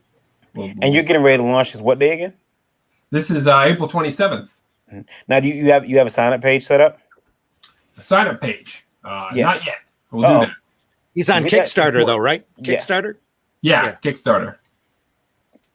Yeah, make sure you send us that Kickstarter sign up page so we can throw it up and people can go in there and sign up, they know when it launches. Lola hates sign up pages. She said it didn't work for her very well for her book lore. We'll talk about that too. But I want to get back around to the Guano guy, but I did want to approach one question that we had here, and I know JD's going to love it. And this was the topic of tonight, which is this. And I'll read it. So it says this one here. It's a topic of tonight's show, and you didn't make a card for it? I did not. But that's because the person sent it in on the radio, and they sent it in 3 times, so I knew they were serious. And it's from Lyle. Lyle says, I've been trying to get the comic book industry, mainly the news, to cover my books. I've sold over 6,000 copies. I can't get anything going. It's really upsetting to me. I did talk to one journalist from a news organization, not Indie Volt, who told me that if I were to let him write a couple of issues, he could then talk about my title on the platform that he writes for. He writes for 3 other websites, which he told me he could get me into rotation on those as well. It sounds like payola. It seems like payola. It probably is payola. Randy Fashion of Griff King. It really upset me. I'm so upset. I actually thought about quitting comics. I feel like the guy who just discovered that the cake isn't real. Why are these journalists controlling our careers, playing with our lives? Has anyone else had this situation happen to them, and how did you overcome it? That is from Lyle. Let's start with Calderon, because he's been up. Man, he's getting his soapbox out. Getting that soapbox ready. JD, what you've wrote comics for the mainstream. I mean, mainstream. Was it ever hard to get somebody that notoriety back then when I was doing it in the 90s? No, because the thing is, it wasn't from me. It was from those companies, from Pioneer and those guys. They're the ones that did it, so they were able to get that notoriety. I know for myself as an indie publisher, I know it's like, look, it's a wash. You understand? The game is rigged, and it's not rigged for you. It's rigged for them. Yeah. And if you know who they are, I'll tell you who they are. It's called Marvel, DC, Image. That's who it's rigged for. That's what the system is made for. It's made for them. And if you think it's anything else, I mean, look, once in a while, you'll see on Bleeding Cool, you'll see an article pop up, some random indie guy. Maybe, Rich Johnson ran across a guy, had a nice conversation, dude brought him a drink. It's had a good time. It's usually bad or negative news, though. Sometimes, not all the time. I've seen most of the time, but still 90-10, however you want to cut it. But sometimes good news for the independent publisher, right? But yeah, exactly. Well, I agree. It's not often, right? CBR, forget about it. If you're not a press release from Marvel or DC, because that's what they all are, right? They're just press release agents for Marvel and DC. So it's a wash. You need to focus on social media. You need to focus on shows like this. That's the only thing. There was one site, and damn, I don't remember the name of it, unfortunately, but they shut down 4 or 5 years ago, and those guys were awesome. I would send them a press release. They'd always run it, and they got a decent amount of traffic, but they had to shut down for one reason or another. But yeah, I mean, and as far as that dude trying to shiest you into getting him to write for you, he's probably a garbage writer anyway, because if he can't get work on his own, he's trying to shiest you for it. So I wouldn't even bother. It's not going to help you. And if you sold 6,000 books on your own without these guys, you can sell another 6,000. So keep working it. Yep. I know Randy's itching to go in that soapbox. We're not gonna let him. We're gonna make him hold out for a little bit longer. Mark, you were gonna say something. Oh no, I'm good at the moment. Okay. Thanks for checking in now. All right. We'll go to John. John. Yeah. The thing is, JD's right. Everything's rigged, and it's not rigged in your favor. And there's a lot. There's actually a pretty big amount of small time publishers that are out there trying to get reviews going for their own websites and things like that. And you got to hit up every single one of them, because you're not going to get that one big outlet. It's just, I got a helicopter flying overhead. I got to mute real quick. They're coming to get him. It's good. Standards and practices have gotten real serious lately. There was a time way back in the 90s and early 2000s when these so-called news sites were more than just press release sites and mainstream kiss-ass sites. They used to actually cover stuff about comics and sequential art that they think everybody would even care about. I helped a buddy of mine out with a political campaign in Kentucky once and drew him up as a comic character that they mass printed and put around a little newsprint comic. The Newsarama covered it. It was awesome, absolutely incredible. But yet here, less than 10 years ago, more like 6-7 years ago, I had the 50th issue of my Flint Comics newspaper that I was happy it was 50 issues. We actually got George Perez to do a cover. I sent press releases around to all of the main comics media. Nobody bothered to cover it. Nobody wanted to talk about it. Nobody wanted to say anything because I was doing a newspaper that I was moving 10,000 copies of in my county that had comics, comic strips, and fun articles in it. They didn't want anybody to know that format existed, and they went out of their way to totally ignore that press release. That's when I learned for sure that they're just as rigged as Diamond was rigged about. They're only concerned about the mainstream, the big three, maybe Dark Horse, once in a while Valiant.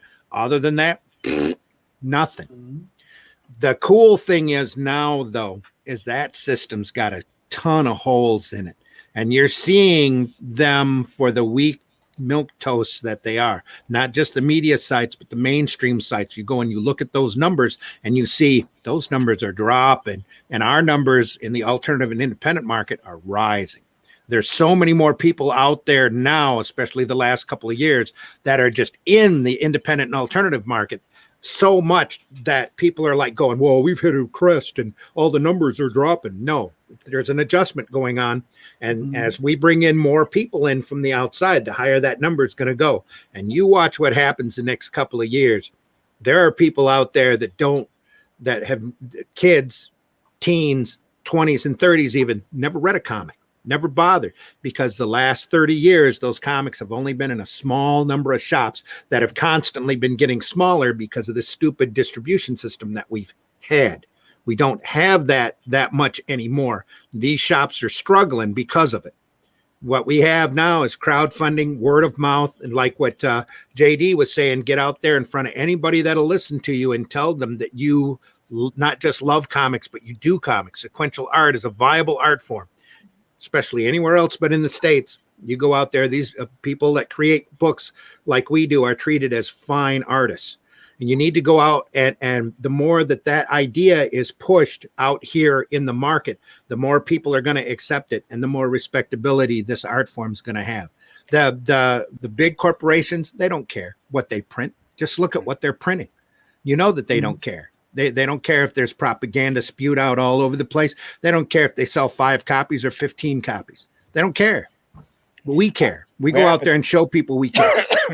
Graphics Comic-Con said it's the same in the con world. Other than a select few, it is very hard to get Bleeding Cool, Newsarama, etc. to write about what we do. Mostly just blogs, vlogs, local weather, local news, and so on. I want to say local weather. I don't know why. Even that's starting to change, though. You're seeing some of these independent sites like Bleeding Fool, like Bounding into Comics, that are going out there and pushing the alternative and independent ideals. And that promotes the whole art form. Those are the people you need to concentrate on. The funny thing about that is that when they do that, they get labeled as alt-right or evil. John, I'll let you finish because then I want to say something. And real quick, because they're doing that because that's not their propaganda. Right. So if you're not preaching their propaganda, obviously, if you're not for it, you're against us. So if you're not pushing their propaganda, you must be evil, right-wing, every word that they can think of to toss at you in order to try to push you away. Right. That's what it is. Yeah, it is. And not only that, because they want to get their payola, they want to get that access to the stuff before, so they can have a leg up on the competition, because that's all these websites are nowadays. It's just there's a press release, there's something super famous, just like the thumbnails on Twitter, on YouTube. They want to do that instant grab, and that's just how it works now. So there's really unfortunately, there's really no reason to chase the big companies to get them to promote your small things. But there's a lot of small things that aren't getting a lot of coverage. They're not getting a lot of traction because they want that big exposure, so they're chasing the other guys. Like there's a website that I had this guy on my channel, because I have a small channel. I only have I think 600 subscribers, but I had this guy on, and he's from Jam Comics, and the website is called indiecomics.underground.com. And he reached out to me, and we had a long conversation, and we were talking about it, and we did a couple of promotion things. But even then, I mean, the articles that he writes, and he's writing tirelessly, they're only getting a couple of dozen clicks, because the people aren't going to them. Go to them. When you see somebody that's out there promoting indie books and they don't have skin in the game, they're doing it for the love of promoting books and talking about this indie industry. You really got to foster that kind of stuff, because that stuff will go away if it is not nurtured. Yep. The three things I want to say about that. One is, I know journalists and site owners who only do it. They only become a site owner around convention scene time. Hey, it's time for conventions. I better start, waving my comic book reporter news hat so I can get free tickets to these cons, because Lord knows I'm not paying to go in. So there's those. There's also it's also a little bit of our fault, because when I started IndieVolt.com, it was because I noticed that there was very little indie news going on out there. Yeah, very little. But I don't know, maybe you wouldn't be surprised about how people still hold in high regard the companies and websites that have abandoned them or just ignore them. Oh, it's not news. It didn't get to it. No, I'm holding up a Bleeding Cool. It's like, wow, really? Okay, Bleeding Cool doesn't want you. I'm telling you, I'll write a story. They don't want you, but fine, whatever. And the other thing is, so it's a bit of our fault too, because we don't help grow the other networks and show, oh, these people want to talk to me. I'm going to give them the exclusive. I'm going to, we did articles for a guy. We did an article and he didn't even share it. He didn't even share it on social media. It's like, oh, that's the last time you'll get any articles done at Indie Volt. I mean, you couldn't even share it. And it was a nice article. I mean, the person that worked on it took 2 days. It really went in depth about them, and the least you could have did was shared it out on your social media. Did not on their personal, not on their business. I checked. I even asked them. Oh yeah, I forgot. But they were sharing all the Bleeding Cool stuff about, the new Deadpool movie at the time or whatever was going on, but couldn't do it about their own work. Really sad. Very sad. I think that was it. But and the thing is, if anyone's trying to get you to let them write your book, or write a book for them for coverage, they could get work. They'd have work. And the thing is, the guy's selling 6,000 copies. Yeah, that's not nothing to sneeze. That's a lot. Yes, it is. It is, especially in this market. Like crowdfunding, I sold, I think, 286. I'm at right now, and I raised $12K for 286. If he's selling 6,000 copies, I mean, you're about as big as any indie is going to get before you would go mainstream. He's past most of the what we would call secondary indie companies. You're right up there with Boom. You're right up there with Aftershock. Your $6,000 is about that level. Yep. So congratulations to you. Keep doing it. Don't give up just because a couple people want to ignore your ass. Yeah, he's succeeding big time. That's the time you take that boot and shove it up there as fast as you can. I'm jealous. Quit. Yeah, I'm quitting. Quit now. Very, and want you to quit. Bullion just says, does Randy have a newsletter can subscribe to? He does have a. If I promised a newsletter, I'd automatically be 3 issues behind. Yeah, he has an editorial on IndieVolt.com. If you want to get there and read some, if you want to get there and read some of Randy's thoughts, try IndieVolt.com. He's got an editorial up there. I have a couple there. Yeah. Right now, I've got if you want to read some of my stuff, it's in the Indie Volt book over on Indiegogo. The Indie Volt Revolt book. I've got a couple stories in there. I will have probably a couple more before it's done. Every 25 backers adds another 10 pages, and they got to come from somewhere. Well, if you like Randy and you like the cut of his jib, subscribe to Indie Volt. There you go. That too, very much. Yeah, the Sunday Funny show he has here. Yep. all of our programs are archived over on YouTube. So, and I'm on all the live wires, all the Tuesday, all the breakfast buzzes, all the Sunday funnies. So, Dillard, what's up? What's Plus, up? you don't gotta waste time with What's that up with pesky you? reading. What? Plus, you don't gotta waste time with that pesky reading. You just listen to Randy talk. Yeah. You don't have to. I am working on a comic company. You know, I got some artwork I can share if you want to see it. Yeah. I'm putting the chat link in the chat. If people want to pop in and say hi real quick, they can do that. We I'm should gonna- see if Quentin is if he's doing mentorships. What was that earlier? Guruing? Is he guruing? Oh, what? Yeah, some Guano logo guy. would be kind of cool. There we go. Guano guy. He asked and you shall receive. Boom. There you Mark are. was like, "You want a sign up page? I got your sign up page." Done. Is that a wraparound cover? Yeah. That is awesome. Look at that. I like that's got almost like an old 60s, 70s vibe to it, to the logo. That's awesome.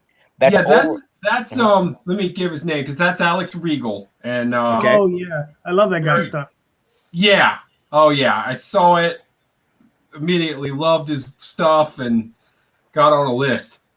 Cool. Yeah. my uncle got on a list. Oh, Wrong list. Wrong list. yeah. This was a positive list. You're happy when you get the call. Oh, okay, not that list. Okay, I thought you meant okay. I'm willing to bet my ex's husband's on that list. Anyway, never mind. Oh, we'll have to do a drug show one day. Tim Olson is joining us. Let's Only see. on the Roku channel. Tim. Hello. How's Yeah, it going? Hi, how are you? I am fantastic. You guys can go over and check out Guano Guy number 4 over on Kickstarter. There it Guano is. Guy. Guano Guy number 4 from Mr. Darton. Okay. Go ahead, Tim. I'm sorry. I was going to say interesting title. Mark, for the uninitiated, why don't you tell us what Guano Guy's about? Oh, Guano Guy's out seeking fame and fortune through the super hearing with minimal saving, minimal crime fighting. Take no hits, take no risk. Just how can you get famous for saving people without really doing the work? Love it. Nice. He's he'll sell you saving insurance too. Why pay full price for getting saved? Yeah, that's something I can get behind. Hey, I've got saving insurance. I would probably talk so much more junk if I knew I had superhero insurance. He sold advertising to criminals, but then turned them in afterwards.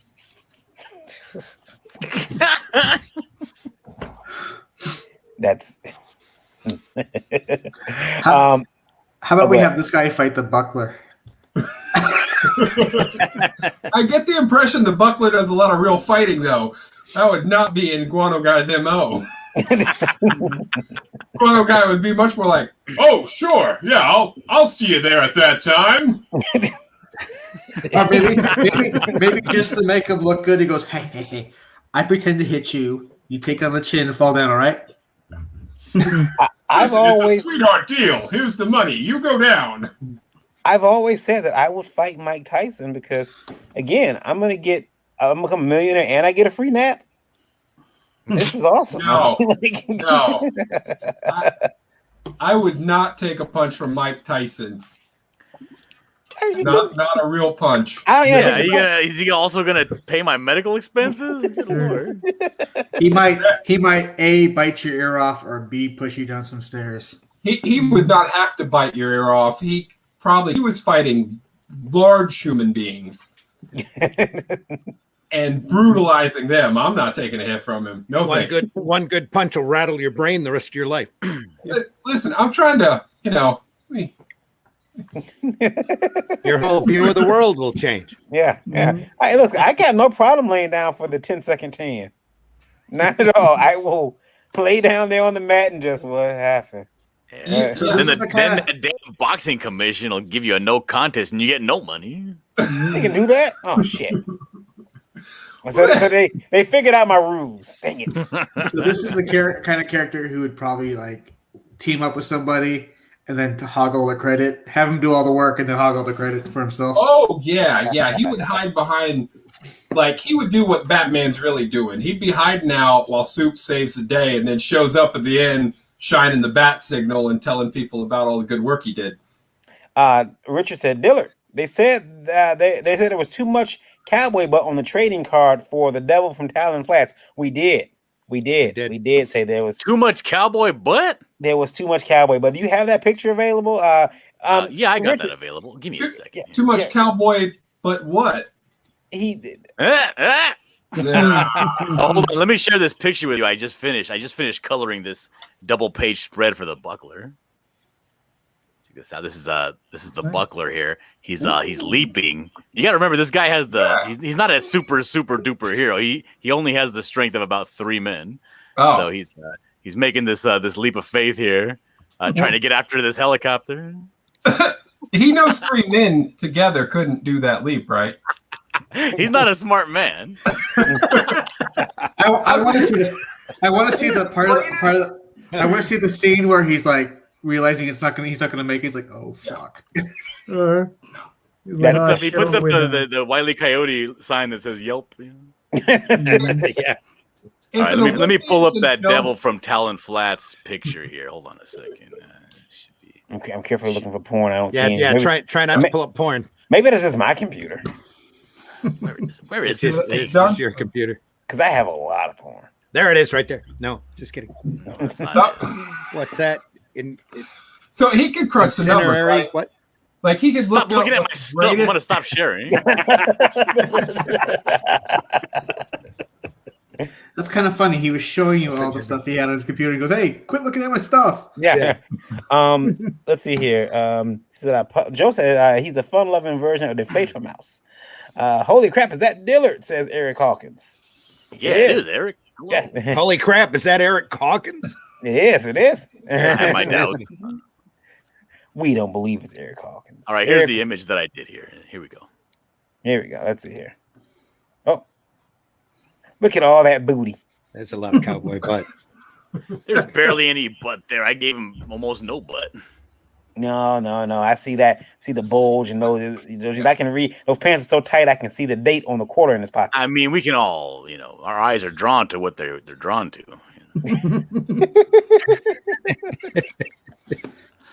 Although I wanted to give it that like ground level effect of like, oh damn, I'm in a firefight, like kind of like Tombstone style, where they have that crossfire, yeah, kind of deal. And I wanted to leave it at the ground, but I actually took a reference photo and I put the camera on the ground, and that perspective is way too crazy, so I had to bring it up just a hair. Yeah, Richard says that you have a reference photo that you can do. I do. Have a reference. Dario says I have Dillard show you the reference picture used for that Talon Flats cover. I will. Let me see if I can open that up. Let's see. Yeah. Without opening porn. Well, if it's a real reference photo, it might be porn. Also, I'm convinced that bullet's going to hit him in the leg. That bullet is going to hit him right in the calf, and he's going to be walking off a limp for the rest of the book. I mean, that's not my business.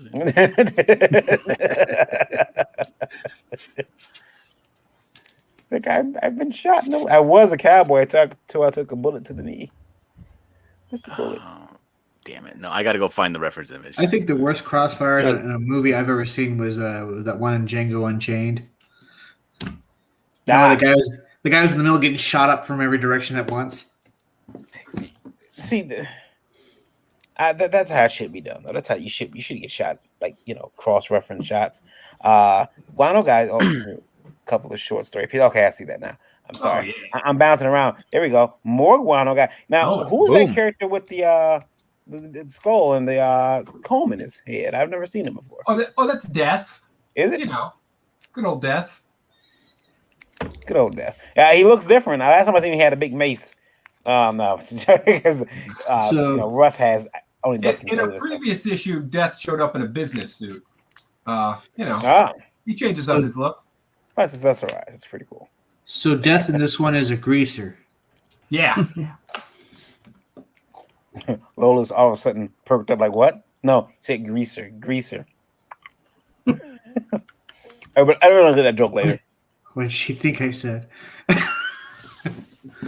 She's always on high alert for Italian comments. Always. So Yeah, Omar, Brian English did that one. So he contributed a 6-page short story that we did together, going back to the OG Guano boy, the first sidekick who was quickly lost in a sewer, and then the other story on the left there, we're having some fun with it's pretty obvious, but we're having some fun with an old classic character, and that Tony Fierro is drawing that story. It's another 6-pager. Oh, so it's a compilation of different stories. So we do a main story and then short stories to go along with them. So, just Not a bad idea. Yeah, just packing all the fun that I can into each issue. There you go. good old, you know. Here's Guano that. guy, Here's that photo reference. There you go. Funny. That's me. Watch out, incoming peanut butter jar. I gotta take these photo references. It's very important that I do these pictures as dynamic as possible, and I'm very dynamic. yeah. Very good, sir. We appreciate the look behind the curtain. JD, do you have any pictures of you doing Oswald poses? No. JD, do you have these photos and you're not going to share them? No. You want to make? You know, I'm saving all of my ridiculous poses and my reference photos. I'm gonna release a book one day of just reference photos. There you go. Lola got a bunch of reference photos. She turned those into a book. Yeah, unsolicited. Yeah, that's right. What would you call the book? Unsolicited. The mini poses of John Dillard. Drop me like one of your French girls, John. I'm gonna call it "Do Not Steal This Book." Yeah. Nice. So you can check out Guano Guy, guys. If you can go sign up right now on Kickstarter, Guano Guy number 4, getting ready to launch. April, was it 27th? 27th. Yeah. Guano Guy, GUANO. For our international listeners, we are at 97K listening right now. Thank you. I want to thank Ireland. I want to thank Australia, and I want to thank Belgium. All in there. Shoot, Dillard could sell that photo reference as NFT and make millions. He could. That's right. He could.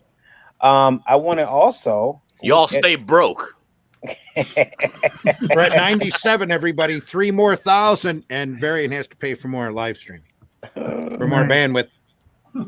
There's the Buckler over on Indiegogo. The Buckler, $12,663, and he said he can't buy me lunch.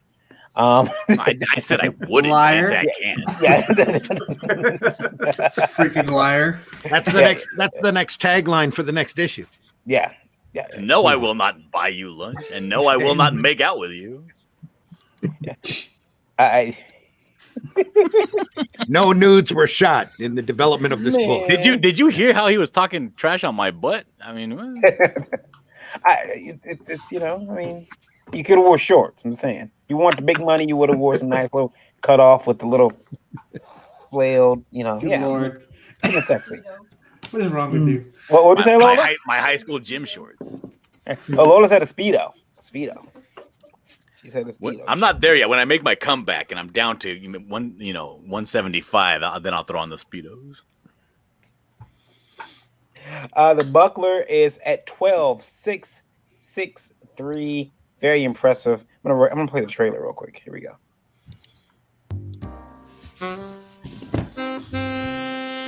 And don't worry, that's free YouTube music. Here, I'm going to tell you a story. A story you may not want to hear. A story that may hit too close to home. A story about a man who made the ultimate mistake. And a world that refused to give him a second chance. A story about the bastards that wanted him gone. And the love that he couldn't even contact. A story about the lengths a man will go to get back to the home he was forced to abandon. I want to tell you this story because you need to hear it. Because there's always a way back. But if you think it's going to be easy, you're wrong. And if you think you're ready for this story, you're not. Coming back is going to take everything that you don't want to give. And it's going to leave behind a trail of blood and bone. This is the story of the buckler.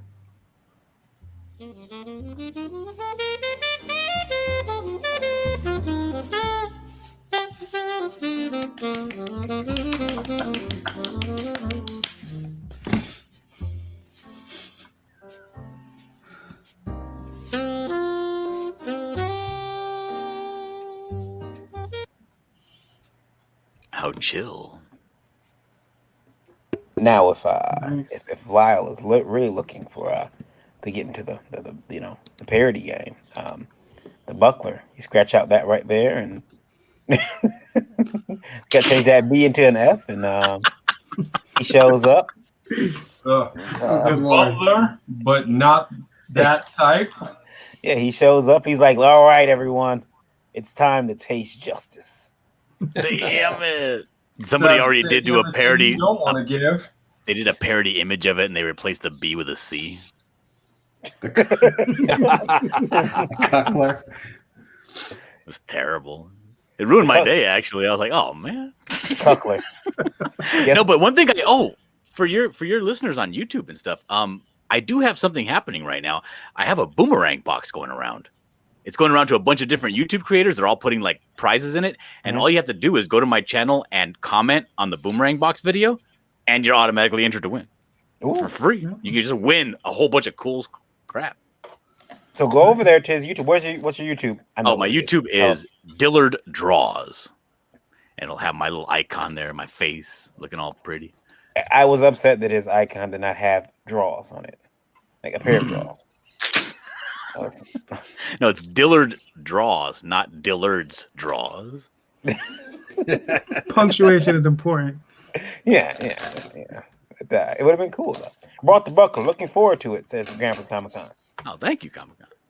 Yeah, he's Grandpa's Comic Con, which is coming to us. Is it August? August, yes. We're gonna be there. Indie Volt. Doing Yay! a live remote. Yeah, I'm happy to go. Yes. I'm happy to go back to cons. I got my face shields. I got everything else. I got my face shields. I got my body condoms. It's gonna be great. What? Yeah. It's What kind of convention do you think this is going to be? Now, listen. Apparently, I know this. I know that apparently it's gonna be table flipping, and I am not looking forward to. JD, you missed a table flipping comment, but what happened was I was at a con years ago, and I heard this guy spit out his soul. He walked up to this guy's table. He looked at his book, opened his book like this, and he's just looking. And I turned my head, and then I heard, "Yeah, Damien," and he's poured up this huge loogie, spit it in the book, closed the book, tossed it at the guy. We lost John. Oh, tossed it at the guy, and then stepped back and flipped the dude's table over, and then walked off. And the guy's like, "What? Somebody stop that guy! Look at this mess!" And it was bad. It was bad. So That book must have really sucked. Well, we discussed it earlier. It was an artist that wasn't paid. He went back in time. Yes. He went back in time and got his justice. Mm-hmm. Mark wants to point out that the body condoms are for after hours in the hotel. Wait, Yeah. who? No, I didn't say that. no, Mark. Grand Rapids Comic Con. Yeah. No, you got it all wrong. The face shields are for after hours. If you want to be really safe, use the body condom and the face shield together. It's a combo. Well, you want to have some fun. Now kissing's the thing you won't do. Yeah. Ooh. Whoa! I don't know you well enough. Yeah. Well, some of them charge extra for that because never mind. Well, now you're breaking into the GFE experience. Yeah. No, they use those helmets from Demolition Man because you can't be touching people. Yeah. Just put the neuro helmets on. The buckler. Now you have. Let me go over here to it and take out the tiers. The book plus original interior art, 300. Now, do you select the art or Luke Kimbay? I know I selected it. Okay. Is the piece there with him punching through the window? Is that already gone, or is it going to be randomized? How's that working? It's going to be randomized, yeah. Okay. The thing is, I only did 10 of those tiers because I only did 10 physical drawings. The rest is digital. Mm-hmm. And so I took out the pages that had full page spreads, and those are the 10 that I'm doing. They're like big, epic buckler pages. Ah, so they'll be cool. They'll be like, Oh yeah, cool they're going to pages. be, because that's not even a full spread. That's just a, it's a 3-panel page, but it has a big, meaty image in the middle. So I counted it as one. The digital buckler, $10, estimated shipping. Free. Free estimated shipping. You know, I'm waiting for somebody who charges like 25 cents for shipping. I gotta send those emails. I'm not. It's called shipping and I gotta pay for that bandwidth. what do they call it? They call it processing. Yeah. The Buckler graphic novel, 199 of those suckers claimed, 30 spankies. 30 spankies. Ships worldwide. Have you sold any outside the U.S. yet? Oh yeah. Yeah. Are you concerned about the shipping? Nah, I ship a lot outside of the U.S. for commissions and stuff. It's not that bad. I think I priced it enough. What countries did you get your backers from outside of the U.S.? Finland, a bunch from Australia, a couple from New Zealand, England, a couple from England. One of them was like a country I don't even know what it was. Like I had barely heard of it before. I forget what it was. Wakanda. Might have Canada. What Canada? What Canada? Wakanda. Wakanda. What Canada? Yeah. Cover painting and everything. 2000. That's still available, folks. That's still available. Nobody bid on that. That's that cover painting that's sitting behind me right now. It'll sell. It'll move. It'll move. You'll see. I can't wait to read this. This is going to be a good book. And look at that special appearance by Lola right there, I believe. Oh, I'm holding you to it. We're going to change her name to Lola just because. I'll put her a name tag. Yeah, put her name tag right there to say, Lola. This is out there for no reason at all. She actually has appeared in what? Is it 2 books? I think so. Yeah, 2 books now. I'm very upset about that because I've only been in 1. Besides, and I never put myself in my own books yet. What the hell's wrong with me? Yeah, that's the book right there I was telling you about, the one that got unlocked. Mm-hmm. It's a 28-page one-shot. It's like a prequel to this story. It's called The Temple of Polar Twilight. It kind of shows how because in the beginning of the book, it starts off like in media res, like there's some stuff happening, that jump in the beginning and all that stuff. It's kind of the tail end of the previous adventure. This is the previous adventure. So, and it's a complete story, 28-page one-shot by itself. And that is already finished. So that's print ready and ready to go. I like this image here. Yeah, I got that from God rest his soul, man. I got that from the DMX Flesh of My Flesh, Blood of My Blood album cover. Yeah. That's what I thought that you may have gotten that from. Yeah. Yeah. It's gonna be That was a tragic end to someone's life, wasn't it? Yeah.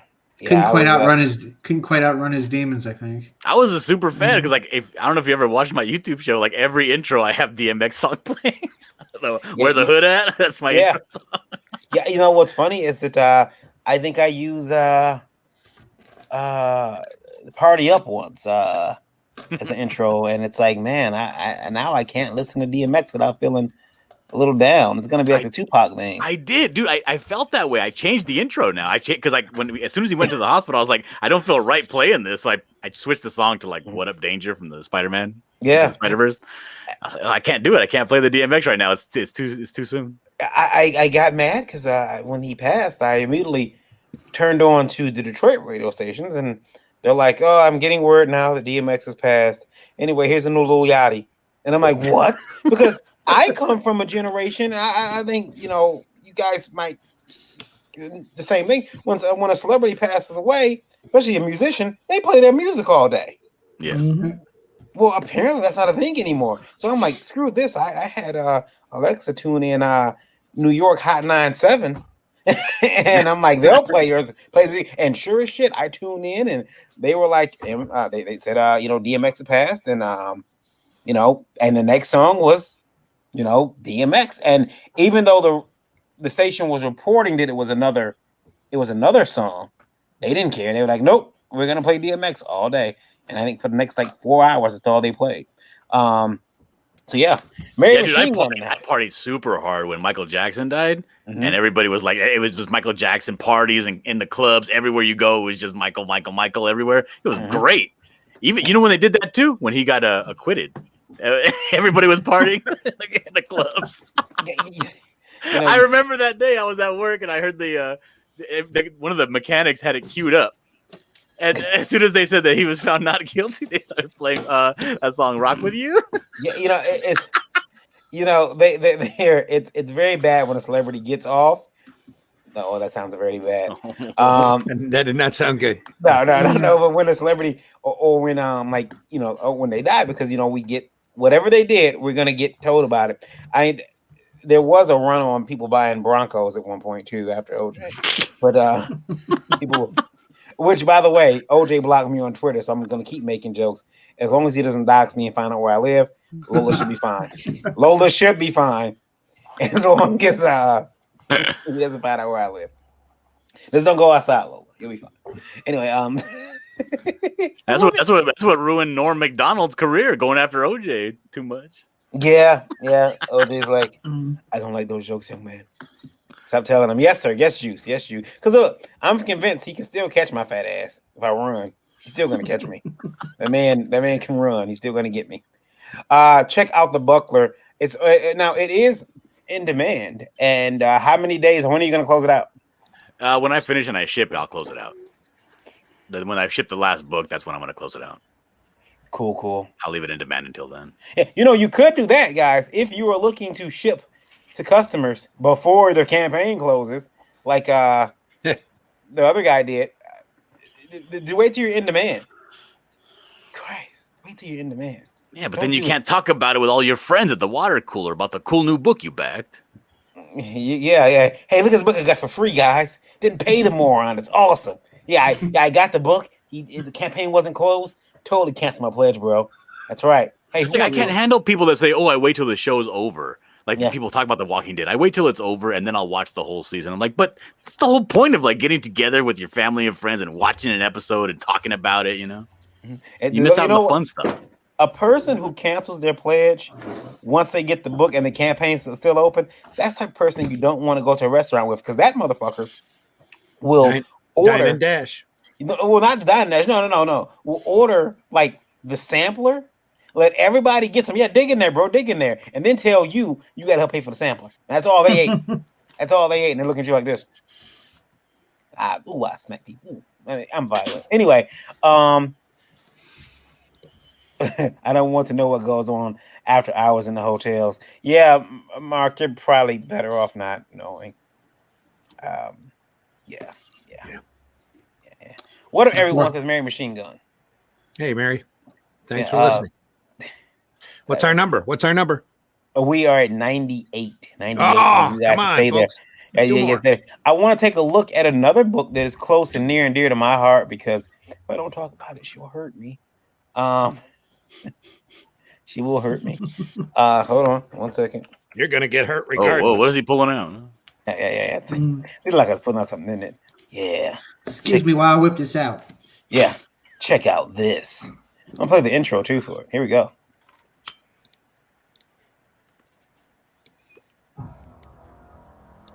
It all started with an invite.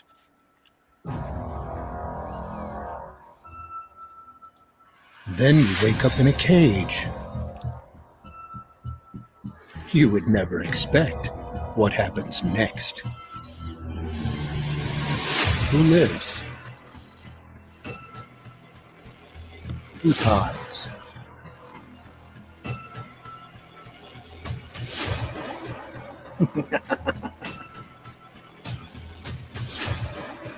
Are you ready to get lured?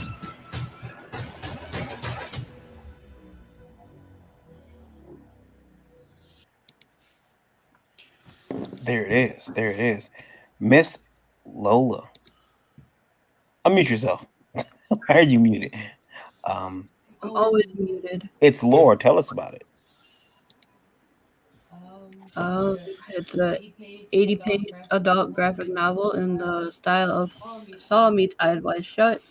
It's about a couple who go to adult parties and they want the wife Chastity wants to get into a party called Lore, but to do so you have to get noticed and invited by Blair. They finally get noticed after going to multiple parties, and when they get there, they realize it's not what it's supposed to be, and there's a deep, dark secret about Lore. That's what they get for being horny. Well, it's Chastity's fault. Yeah, She drags her husband around, and he does whatever she wants. there is an exclusive Lola wraparound coming now. There is, and it's a limited quantity, so get it while it's there. Only 25 of them, Yeah. and one of them's gone. So it was 24 now. Yep. What- And 2 more backers, we will unlock the fetish sticker pack. Ah, that's right there. Okay. So are those stickers that are in the fetish book? Like, are those pictures from it? The 2 pictures you see there, yes, those will be in the book, but the other stickers will not be in the book. Those will be brand new fetishes. Oh, okay. Okay. There's a look at the characters. It's Chastity, Zach, Gabriel, and Blair. Here are some of the pages from the book. Oddly, nobody named Varian. Nobody named anything. No. I understand though, Randy, that You and him are in the book, Randy. Won't be the first time. I just hope that As long as we're not together. I hope we're not in bed together. We're not. No, please no. You're in the club scene. Cool. Oh dear God. You can't get Randy out of the club. No. Well, you can now. They've all been closed up here for the last year. So That don't stop sad. you. I'm done. They need to open back up. And well, there's some of your stretch goals now. Used to be a time, yeah. The bottle opener key and Blair's ring both appear in the comic, correct? Yeah, they do play a part. Blair's ring is the ring that Blair wears, and the key. I don't want to give much away about the key, but it does play an important role. And that's a bottle opener, though, when they get it. It is, yep. Now, that foil wrapper, by the way, is for $5,000. I had to name it that for a reason. The foil wrapper is actually a custom condom. So, Mark, they can come to Mark's show with that. They can come to Grandpa's Comic Con with the custom condom. No, don't come to the show with the custom condoms. So, you're doing custom condoms. What are they going to be like? Are they going to say, like... The wrapper is going to be custom. The condom itself will not be. Oh, okay. Damn. But it will look... it's going to look like an invite to Lore. And But you have the option to choose extra small. Just send like a... Just send like... That might be your custom. But Yeah, I don't want it falling off. Just in like balloons and like a pack of rubber bands. It'll be fine. We'll get this together. They got t-shirts too. You got one that says Lore and then Shocker Comics, which is your comic company. It is. Shocker Comics is my publishing company for adult comics. Cool. Now, Fetish is A to Z. This book is, you took a letter, each letter of the alphabet, and you gave it a fetish. I did. And So- that was extremely hard to do because there's so many fetishes for each letter. Right. So you asked me to do a piece in here. I got N, which I thought was racist. And But you like legs, so you got the N word? I got the letter N. Yeah, I got the N word, yeah. And I was like, oh man, what am I gonna write? What am I gonna do? And I'm like, And how did I end up with the C word? Yeah, I don't know. I don't know. Varian actually gave you that. Oh, I see now. Yeah, Yeah. he did. That- He said it'd be funny if Randy did that one. Now, in this book about fetishes, are there illustrations and examples? There is illustrations, yes. Ah, okay. I have an artist for each letter. Some artists have multiple ones because they want to do more than one piece, but yeah, there's illustrations. So I got into, I did nylons because I'm a leg man. I'm like, well, can I draw a woman with nylons on? And she's like, yeah. All right, sweet. So I did that. Then she made me rush and hurry it up and get it done. So I did. I finished up very quickly. That sounds bad. The original piece is still for sale, guys. Yeah, that piece is now unsolicited. Everyone gets a kick out of this one. Explain to us unsolicited how it came to be. So unsolicited is a collection of pictures that you received. Yeah. From whom? Internet. From Timothy Olsen. Don't drag me into this. From who do you get the pictures from? Guys that send them to me. So they send you pictures of what exactly? They're junk. And you decide to take these photos and put them in a book with the quote that they sent the picture with. Yeah, so they're extremely funny. So if the picture's like, "Ooh, baby, send me Bob's and Vagine." Yeah. Or I want to smell your naughty scents. Yeah. Oh, I don't want to smell any scents. But you've removed all distinguishing marks, right? So I did. Yeah, Tim, no one Tim can rest easy. Yeah. I mean, no, I didn't send any pictures. I did alter the pictures, change them around, so everything is safe. Whoever is doing all the voice on all these videos is doing a great job. Yeah, that Laura voice was in for nipple twisting. Wasn't it amazing? Just kidding. It all started with a donut. Randy did the voice for Laura for the trailer, which was and funny thing about that, Randy's wife doesn't believe it. No, she doesn't. Says that's not your laugh. So yes, it is. I told her, just listen for Randy to cackle in glee at his smiting of his enemies. That's his laugh. When you're like, hey, guess what happened to this person? They lost. Ian for nipple twisting in Grandpa's Comic-Con says, so were there any pics where you could floss your teeth with it, Lola? It's okay, Mark. You're safe. No, just kidding. Pictures of every size you can think of. She did show me one, and the thing was, I got a little upset. I was like, "What? Does he have a warrant, like a license for that thing?" It was ginormous. Anyway, ginormous. Yeah, and he said it was for me. He said just for you. That's something. You gotta have some balls to do that. Well, man, I need to stop speaking tonight. Well, yes, actually, now that you mention it, probably. Yeah. Yeah, like take a look at this, ladies. So they get that. Now you can get the lore book, Lola, for is it 30? 25. 25 plus shipping. You can get now you can get the PDF for 20. Yeah. But you can get the physical book for 25. You can get all three for 35. So you get a physical fetish book, physical unsolicited, and physical lore. Yep. For $35. Very good. Very good. Now you've got a couple days left in this campaign. You got 47 days left. 47 days. Yeah. I'm trying to get 2 more backers, guys. Come on. I want to reach that 20 backers so I can get the fetish stickers going. And it's an adult book. So don't give it to kids. Like, hey, kid, read this. It's a morality lesson. But you said something. You were on I Have Issues with Lucifer Storm, and you said something. You said that the sex in the book isn't just sex for sex sake. It's actually moves the story forward. It does. There's a story to tell, and the sex just is there. I see. That's so rare to have sex be part of the story. The only instance I can even think of is when Felicity Shagwell puts that stuff in Fat Bastard's ass. That actually moves the story along, you know.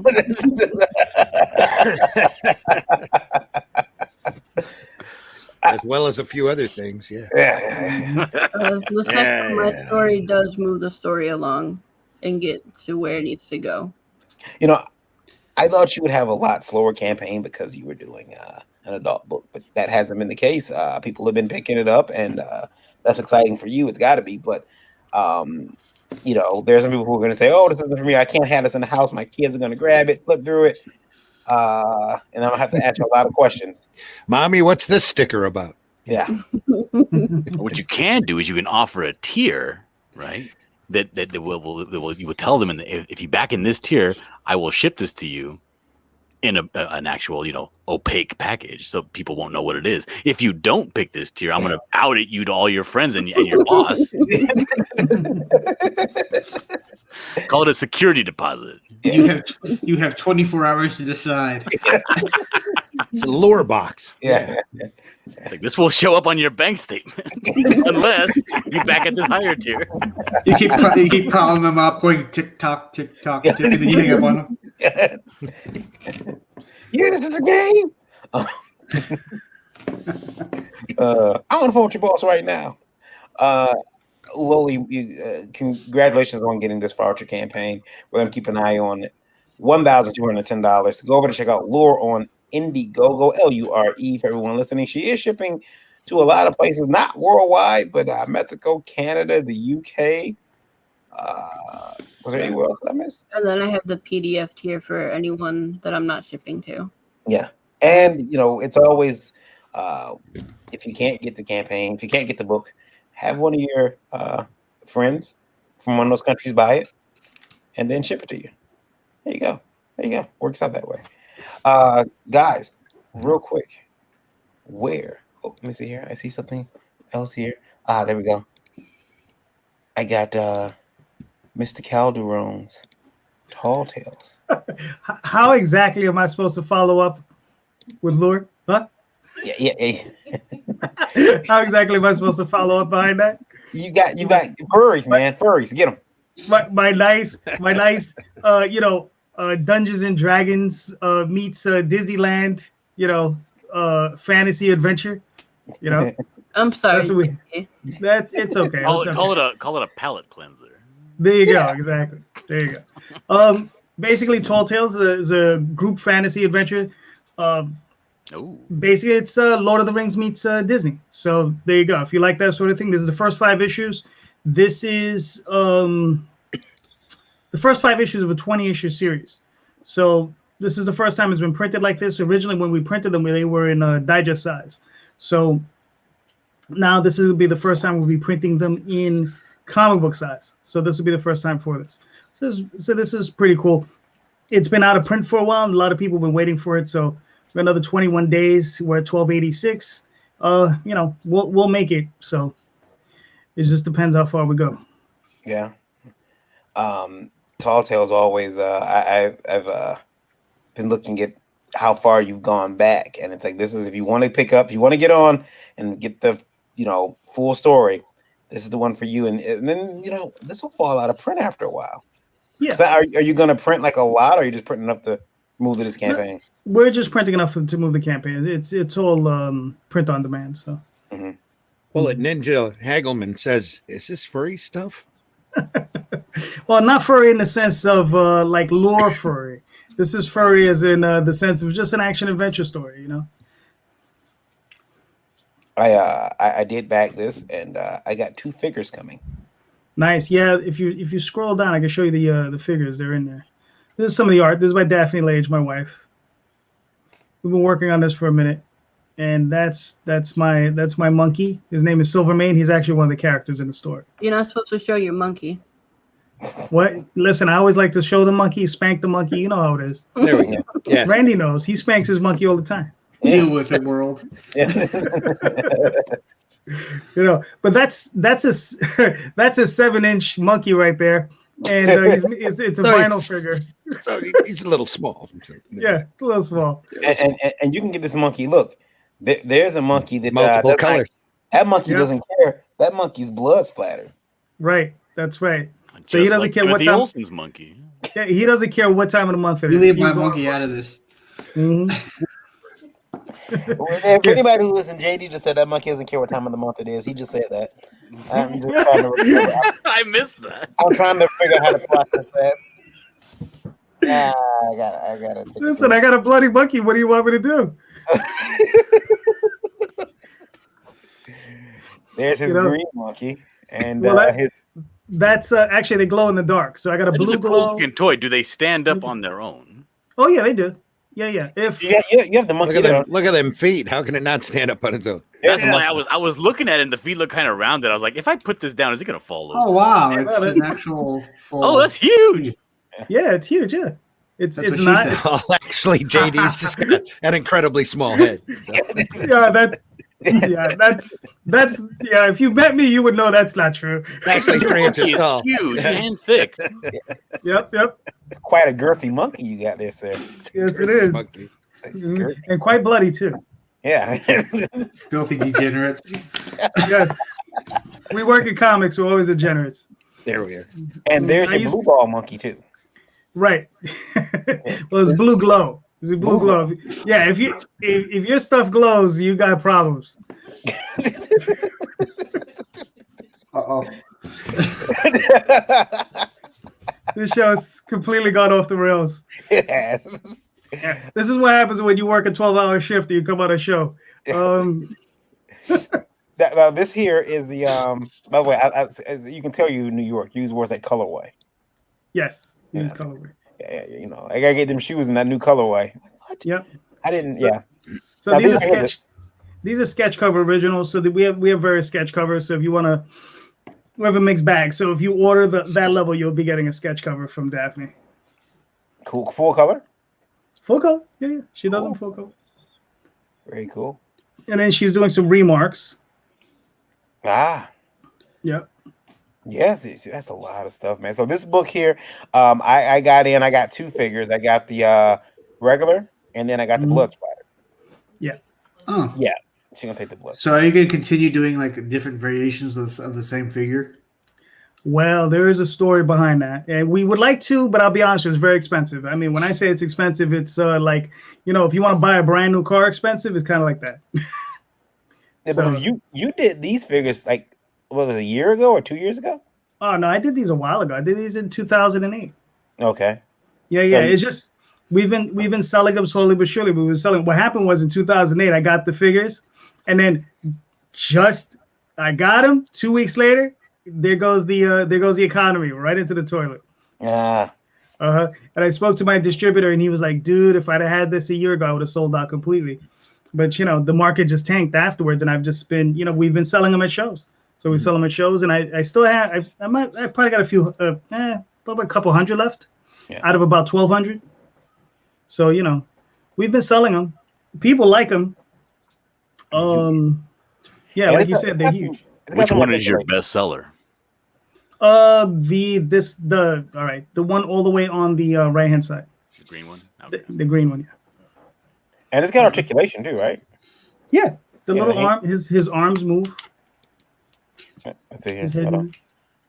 Well, dude, I gotta say, I'm impressed. Wow, that takes commitment to put down that kind of money for a figurine. His head moves. Well, is that vinyl? Yeah, it's a vinyl. Yeah, it's a vinyl figure.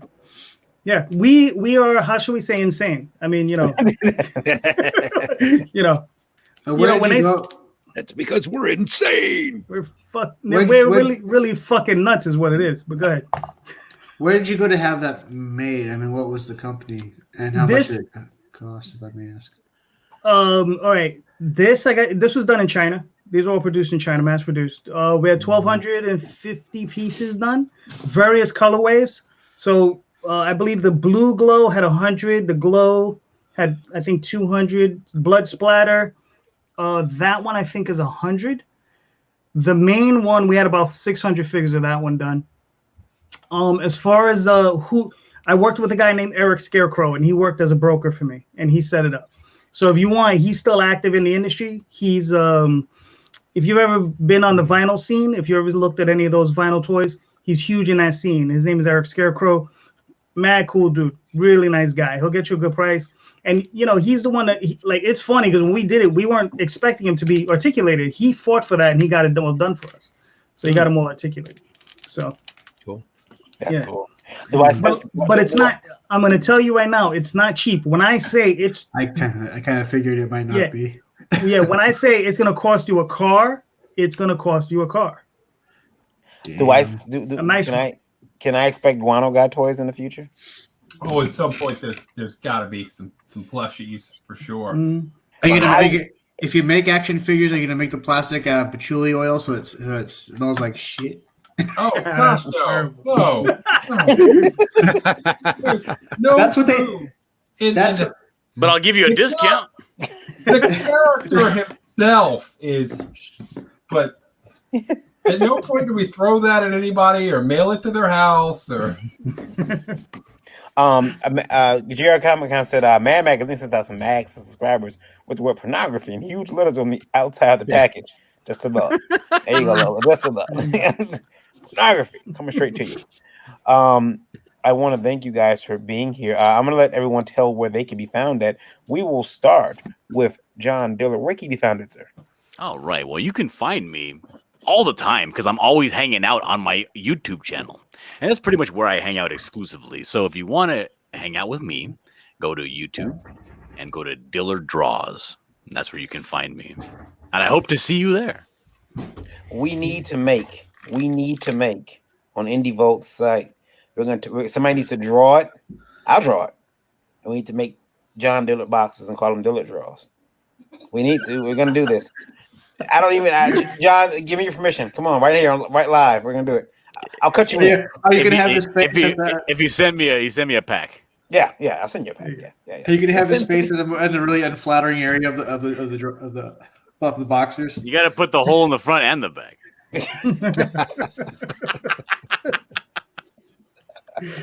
Oh gosh. Find him on Dillard Draws on YouTube. Next, Tim. What about you, sir? You can find me on Twitter under Tim Lee Olson and on Facebook under Max Lee. And I just wanted to share what my the finished product of my first issue. Melvin. Nice. Yeah. Okay, well. Of course, I got a little ad on the back for Cross Comics. Very good. And it comes with kind of a preview of Melvin #2. Cool. Nice. Well, you'll have to pop on and show us that. You got some digital images of it you can show us next week? I could, yeah. Yeah, we'll have you back on next week and we'll take a look at Melvin in depth. Yeah. If that's okay. If you got Melvin I do. Melvin #2 is still in the works right now. So cool. You can always find him. He's at he's got his YouTube and his Twitter, but he's known as Max Lee, so we can mess with him there. Mr. Calderon. So you can find me under JD Calderon on Facebook, Twitter, Instagram. You can find me on DeviantArt. You can see my Kickstarter currently running for Tall Tales, which is going now. We have another 21 days to go check it out. So 144 pages. So it's equivalent of 5 issues in this book. So if you want to go check it out now. You can pick up a Silvermane figure, a vinyl figure. And that's pretty much it. Oh, and there's also my YouTube channel and the JD Calderon or Indie Comics Explained. So you can join us there. Very good. Mr. Mark Darden. Yeah, absolutely. Yeah, find me Mark Darden on Facebook. And if you just want to find out about Guano Guy updates, then Guano Guy on Facebook. Oh, and he doesn't smell like poop, people. It does not. No. Doesn't look like it. No. Squash the rumor right there. This guy smells great. Yeah. Head over to Kickstarter and sign up for #4. Yeah. Guano Guy. And it's actually it's actually the 8th Guano Guy comic, including issues 0, 1/2, 1.5, and 2.5. So we're racking them up. Get yourself over there and get that book. I have to catch up with Guano Guy because I'm missing a few. So I got to catch up with it, but I will. Well, there's never been a better time. Yeah, because and you always offer a catch-up tier, so. Oh yeah, absolutely. Yeah, but no mustard tiers. Just a ketchup tier. Yeah, no mayo tier. Yeah, if you have a mayo tier, you're gonna get all the white guys. Oh, we're gonna get canceled. Oh, it's gonna be so. We're already canceled. Yeah, it's gonna be canceled so hard. We've lost all of our monetization for this show for sure. It's all my fault. We were never monetized. With the shoe cam. Look at Dillard shaking his head disapproval. Sponsored by I don't know that guy. Hey, who are these people? How did I get here? Miss Shoe Cam. Where can you be found at? Oh, yeah, it's not quite furry stuff. It's might be some furry stuff in my stuff. Yeah. Well, that didn't come out right. No, it didn't. Oh my! Go in right, didn't come out right. Yeah. Even then, didn't come out right. Yeah.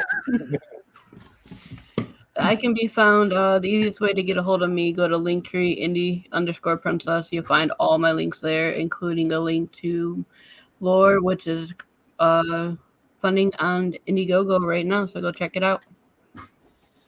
Very good, very good. Go check that book out, please, because she won't stop complaining about it until it's funded. And even then, she's probably going to complain about it. But I do want to be there when Lola gets that book first printed, gets it in her hand, flips through it. I want to see if she has that spark, that spark where you know you're going to throw away the rest of your life making comics. Is a mentor. Hey, everybody. Randy Zimmerman on Facebook, Randy Zim over on Twitter. Do take a look at the Indiegogo campaign for Indie Volt Revolt. Right there. We just passed our 50th backer today. Thank you very much, Meredith. And 1900 so far. We've got 31 days left in the campaign. This is a sequential art collection of short stories. Great short stories. Going to be 130 pages long. Plus, every 25 backers adds another 10 pages to the fun. So please go over there and check it out. We have a PDF file for anybody outside of the continental United States. But we want you to buy the book because the book is a flip book, which means there's a front cover and you'll go in 65 pages. And then you'll flip the book over. There's another front cover and you go in another 65 pages. It's going to be a lot of fun.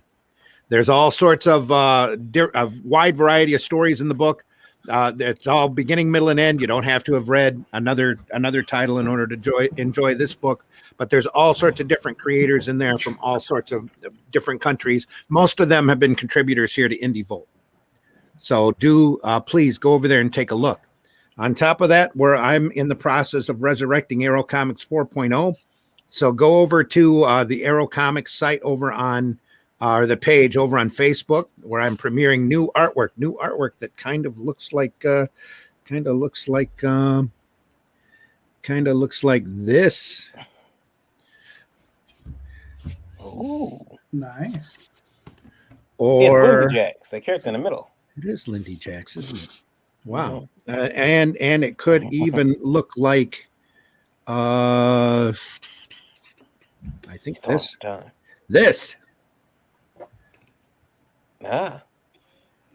Cool. Very nice. Lots of fun.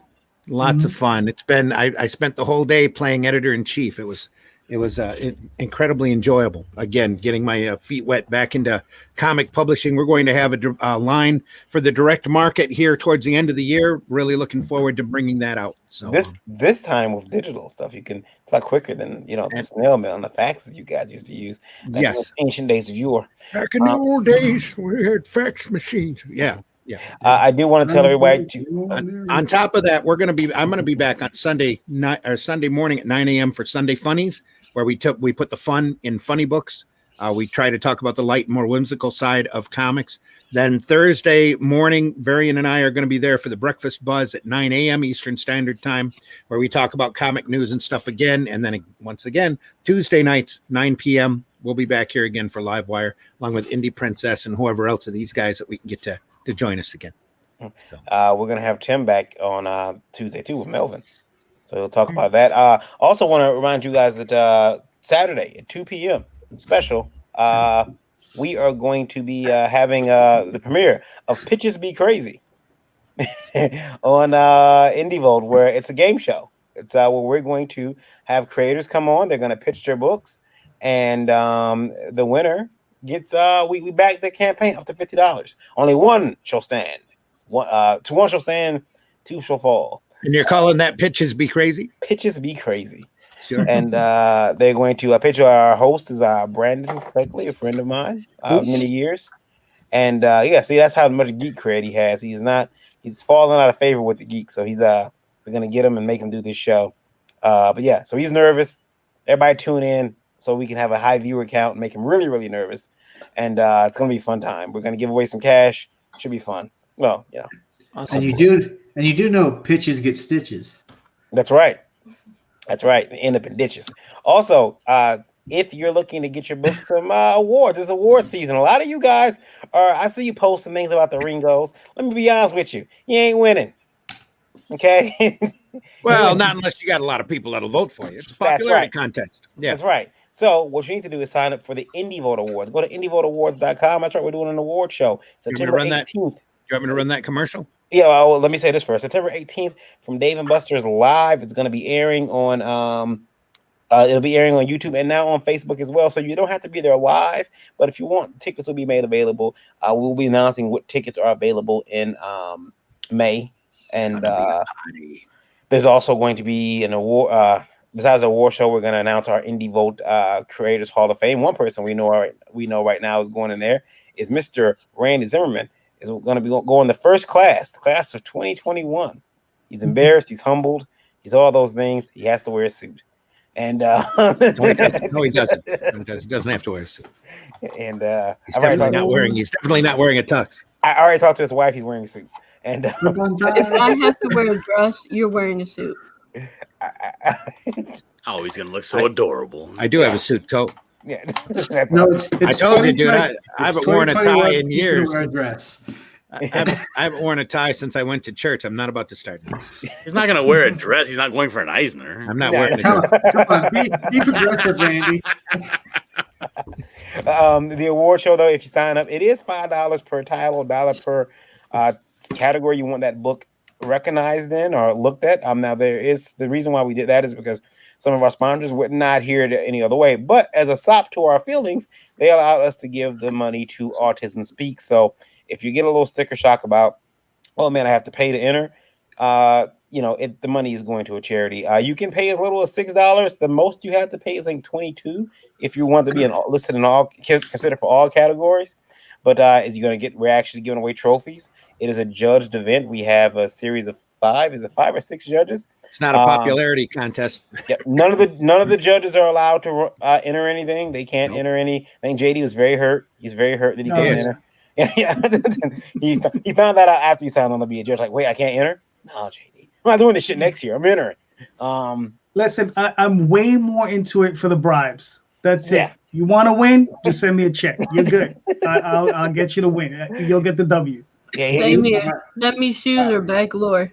Yeah. There you go. There you go. Yeah, look at Timothy Olsen pulling out his checkbook. Yeah. So indievoltawards.com. Go over there. I'm gonna play the Randy. You got the ad queued up? Can you play? Yes, I do. Daphne, do we have something we want to add to this? Yeah.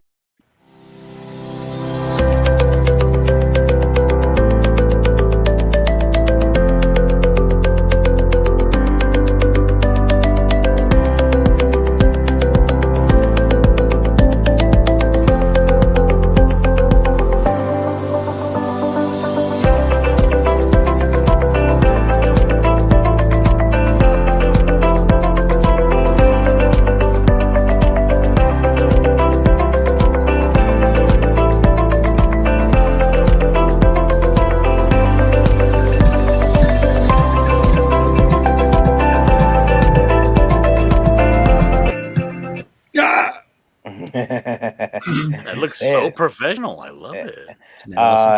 It's gonna be a good event. It's gonna be I'm already looking at it's like planning a wedding. There's floor seating, there's all that good stuff. Already working on that. So go over there, indievoltawards.com and sign up today.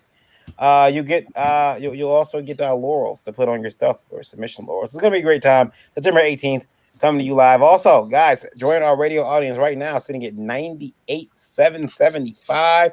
Thank you. You can be part of that number by listening, tuning in to Indie Volt Radio. You can go to indievolt.com, the regular site, indievolt.com, and look at the radio player toward the bottom of the page and listen in live. You can also download the Indie Volt Radio app on Google Play or Streamer or TuneIn if you have an iPhone. Indie Volt Radio, type it in there, you'll find it. Also, if you have Alexa, you can ask her to play Indie Volt Radio for you, and she will gladly do that. If you want to send us in one of those questions, I can put them on a little card for you. Read it. Randy can make fun of you. Indie Volt Live at indievolt.com. Please include Indie Volt Live in the subject and keep those emails 90 words or less. And also, finally, if radio isn't your thing, you're a TV guy, it's fine. Roku, Indie Volt TV on Roku. Check it out. It's free as well. We got independent movies up there, some long form videos like this. When YouTube says you can't put that on our platform, we say fine. We flip their table over and we put it on our Indie Volt TV channel. And we put it there. We got some original content coming very soon. As a matter of fact, I have a documentary to go film, and I want to go film it very soon. I want to go film it this weekend, but the person wants me to bring Randy with me. I'm like, bring Randy? Like, yeah, I want Randy to come. And I'm like, but okay. So once again, I'm riding Randy's coattails of fame. I'll try to figure out how to get Randy down. That's all news. That's all news to me. Yeah, I just found out today. So ride my coattails. Yeah, I just found out. So Indie Volt TV, check that out on Roku-enabled televisions today. Again, I guess we're out of here. Randy, the immortal words of actually, remember, send us those letters because our feedback will be better because of your setback. Hashtag get an education. Hashtag Indie Volt. And we leave you with the immortal words. The immortal words of Mr. Jack Kirby, who says, kid, comics will break your heart. They will. They will. They will. They'll break your heart. And yeah, it's in little pieces. I still haven't recovered. I'm taking us out. You're taking us out. Make sure, guys, you check out Pitches Be Crazy. Pitches Be Crazy. Saturday at 2. I love that graphic. Yeah, Saturday at 2 p.m. Cool. Eastern Standard Time. Pitches Be Crazy on Indie Volt YouTube and Facebook. Check it out. When is that again? Pitches Tuesday. What? Saturday.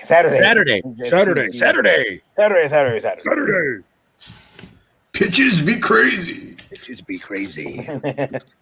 Take us out, Randy. Here we go. Take care, everybody. Have a good night. Stay safe. Have a good night. Have a great week. See you Thursday morning back here at Indie Volt for the Breakfast Buzz. Indie Volt brought to you by Dick Wolf. Dick Wolf. Okay.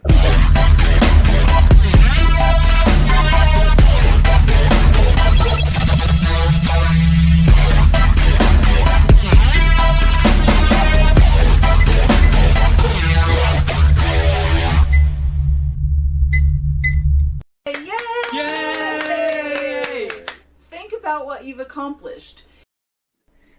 Do you draw the Flintstones naked? There's a